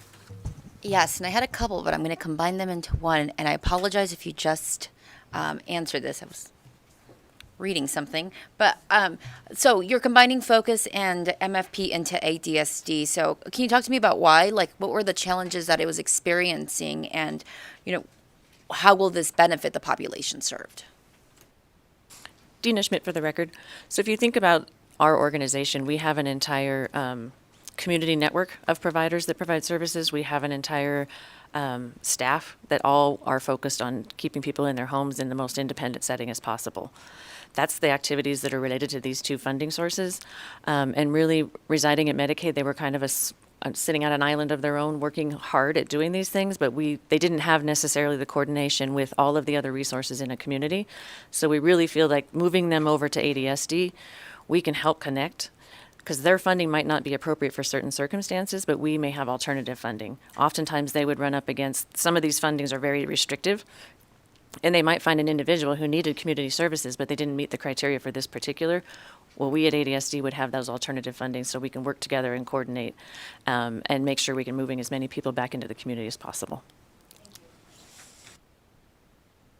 Do we have any other questions from the committee on this final budget? Oh, wow. Okay, seeing none, thank you guys so much. Yes, thank you. I'm very excited. So with that, I will close those budget hearings on that we heard today, and I will open up the meeting for public comment. I'd remind people that public comment is limited to 2 minutes. Please clearly state and spell your name for the record and begin your testimony. If you have public comment, please come up to the table right now.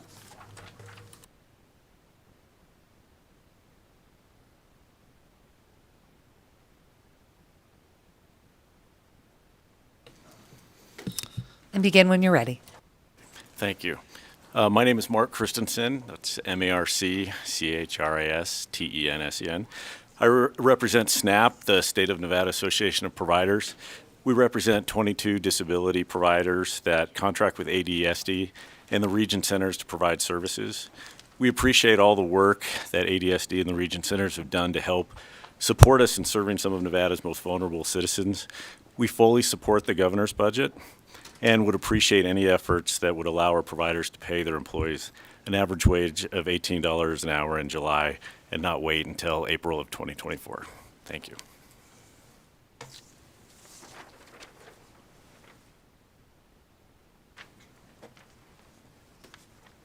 Committee. I started at Elise Monroy, for the record. I started a timer because I could talk about this all day.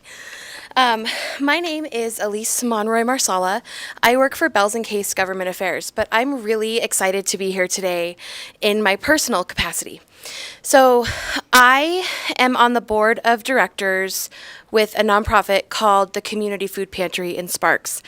And we are subrecipients of aging and disability grant funds. So I know you didn't hear about any of these programs, nutrition assistance programs today, but I was so excited to see them in the building that I wanted to come up and make public comment. Because I wanted you guys to know that we have been a subrecipient of the Aging and Disability Services since about 2018, and there has been a lot of discussion over the last couple weeks about challenges agencies have related to reimbursements and contracts being signed. And I just want to say that that has not been our experience with Aging and Disability Services. We receive contracts timely. We receive reimbursements timely. Staff is knowledgeable and helpful, and we are so beyond thrilled that we get to support this program. So we offer, we provide a mobile support program where we take food to seniors living in weekly motels. We receive funding to provide product and help get food out, but it's primarily a volunteer-run organization. For the last however long ago 2018 was, however many years that was, I was a liberal arts major, so I don't know. But since 2018, we have had the same 6 to 8 volunteers support this program. Every Saturday for the last however many years since 2018 it's been, we've had the same 6 people going to serve seniors living in dire straits. So while we take them food, we also take them fellowship. We know about their families. We know about their situations. We know about everything that is going on with these people's lives. So we take food and fellowship. I have just hit 2:15. Can I keep going? I'd like to tell you quickly about Jack. Jack is one of our residents at the Easy Inn in downtown Reno. We have been serving Jack since 2018. Jack has never left his hotel room since we have taken him food. Every other Saturday, we take Jack 3 bags of food up the stairs to his 2nd floor apartment. There have been times that Jack is so sick he can't get out of his bed and he's covered in bugs. A month ago, we took Jack food and Jack was not looking good. So one of the volunteers came down to me and said, "I think we need to call 911. I don't think Jack is going to make it." I said, "Okay." So one of our volunteers just happened to be an EMT in the military, so they went up, assessed Jack, and found that he had come unhooked from his oxygen. We don't know how long he had been unhooked from his oxygen, but we got him hooked up, and Jack said, "Okay, I'm just going to lay here for a couple minutes." So we went back 10 minutes later before we left, and Jack was up and about and putting his food away. So I tell you this to say that we are able to take food to people that are in the most dire straits. I can't begin to tell you how sad some of these people's situations are. So we take them food, and more importantly, we take them fellowship. But the check that we have, the ability that we have to check in with people who likely wouldn't be checked on, is a really vital service. And I'm really grateful. And, Dina gets my emails all the time. I'm so grateful for the ability that we get to support this program. So thank you for the indulgence. I went way over 2 minutes. Thank you.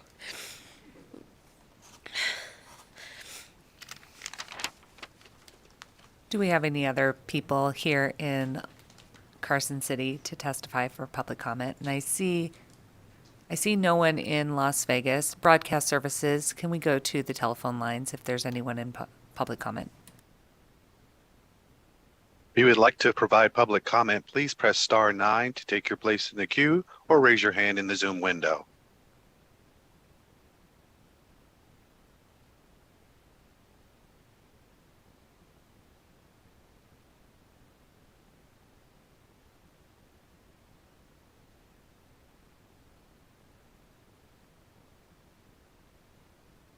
Hello and good morning. My name is Shelley Speck. That's spelled Shellly. Last name is spelled Speck. I am a resident of Gardnerville, Nevada, and a parent leader for the Children's Advocacy Alliance. I am providing testimony today on behalf of the Nevada Strong Start Coalition. I ask on behalf of my child and all toddlers in Nevada that during this historic legislative session, you, as our leaders, make bold steps to invest in early intervention services in support of Budget 3208.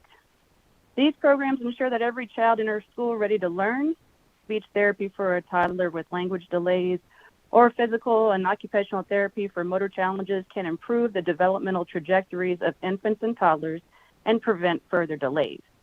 Timely services may also reduce the need for special education or more intensive supports when children are older. With that said, there are concerns with this budget, namely M201 with the demographics and caseload changes. This request funds an increase in projected total monthly early intervention services caseload, but proposes to eliminate 17 developmental specialists and 1 administrative assistant position. Based on the lack of providers in all areas of our state, I cannot see the benefit in reducing the number of providers. Early intervention services are critical, and particularly in the first 3 years of life, and it's an investment that we cannot delay making. As a member of the Children's Advocacy Alliance, I know all babies are worth it. Thank you for supporting Nevada's children.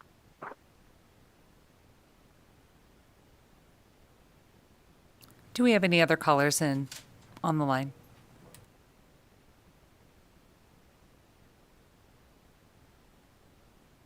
The public line is open and working. There are no callers at this time. Thank you. So at this time, I will close public comment, and I think that is everything. Any other discussion from committee members? Seeing none, the meeting is adjourned.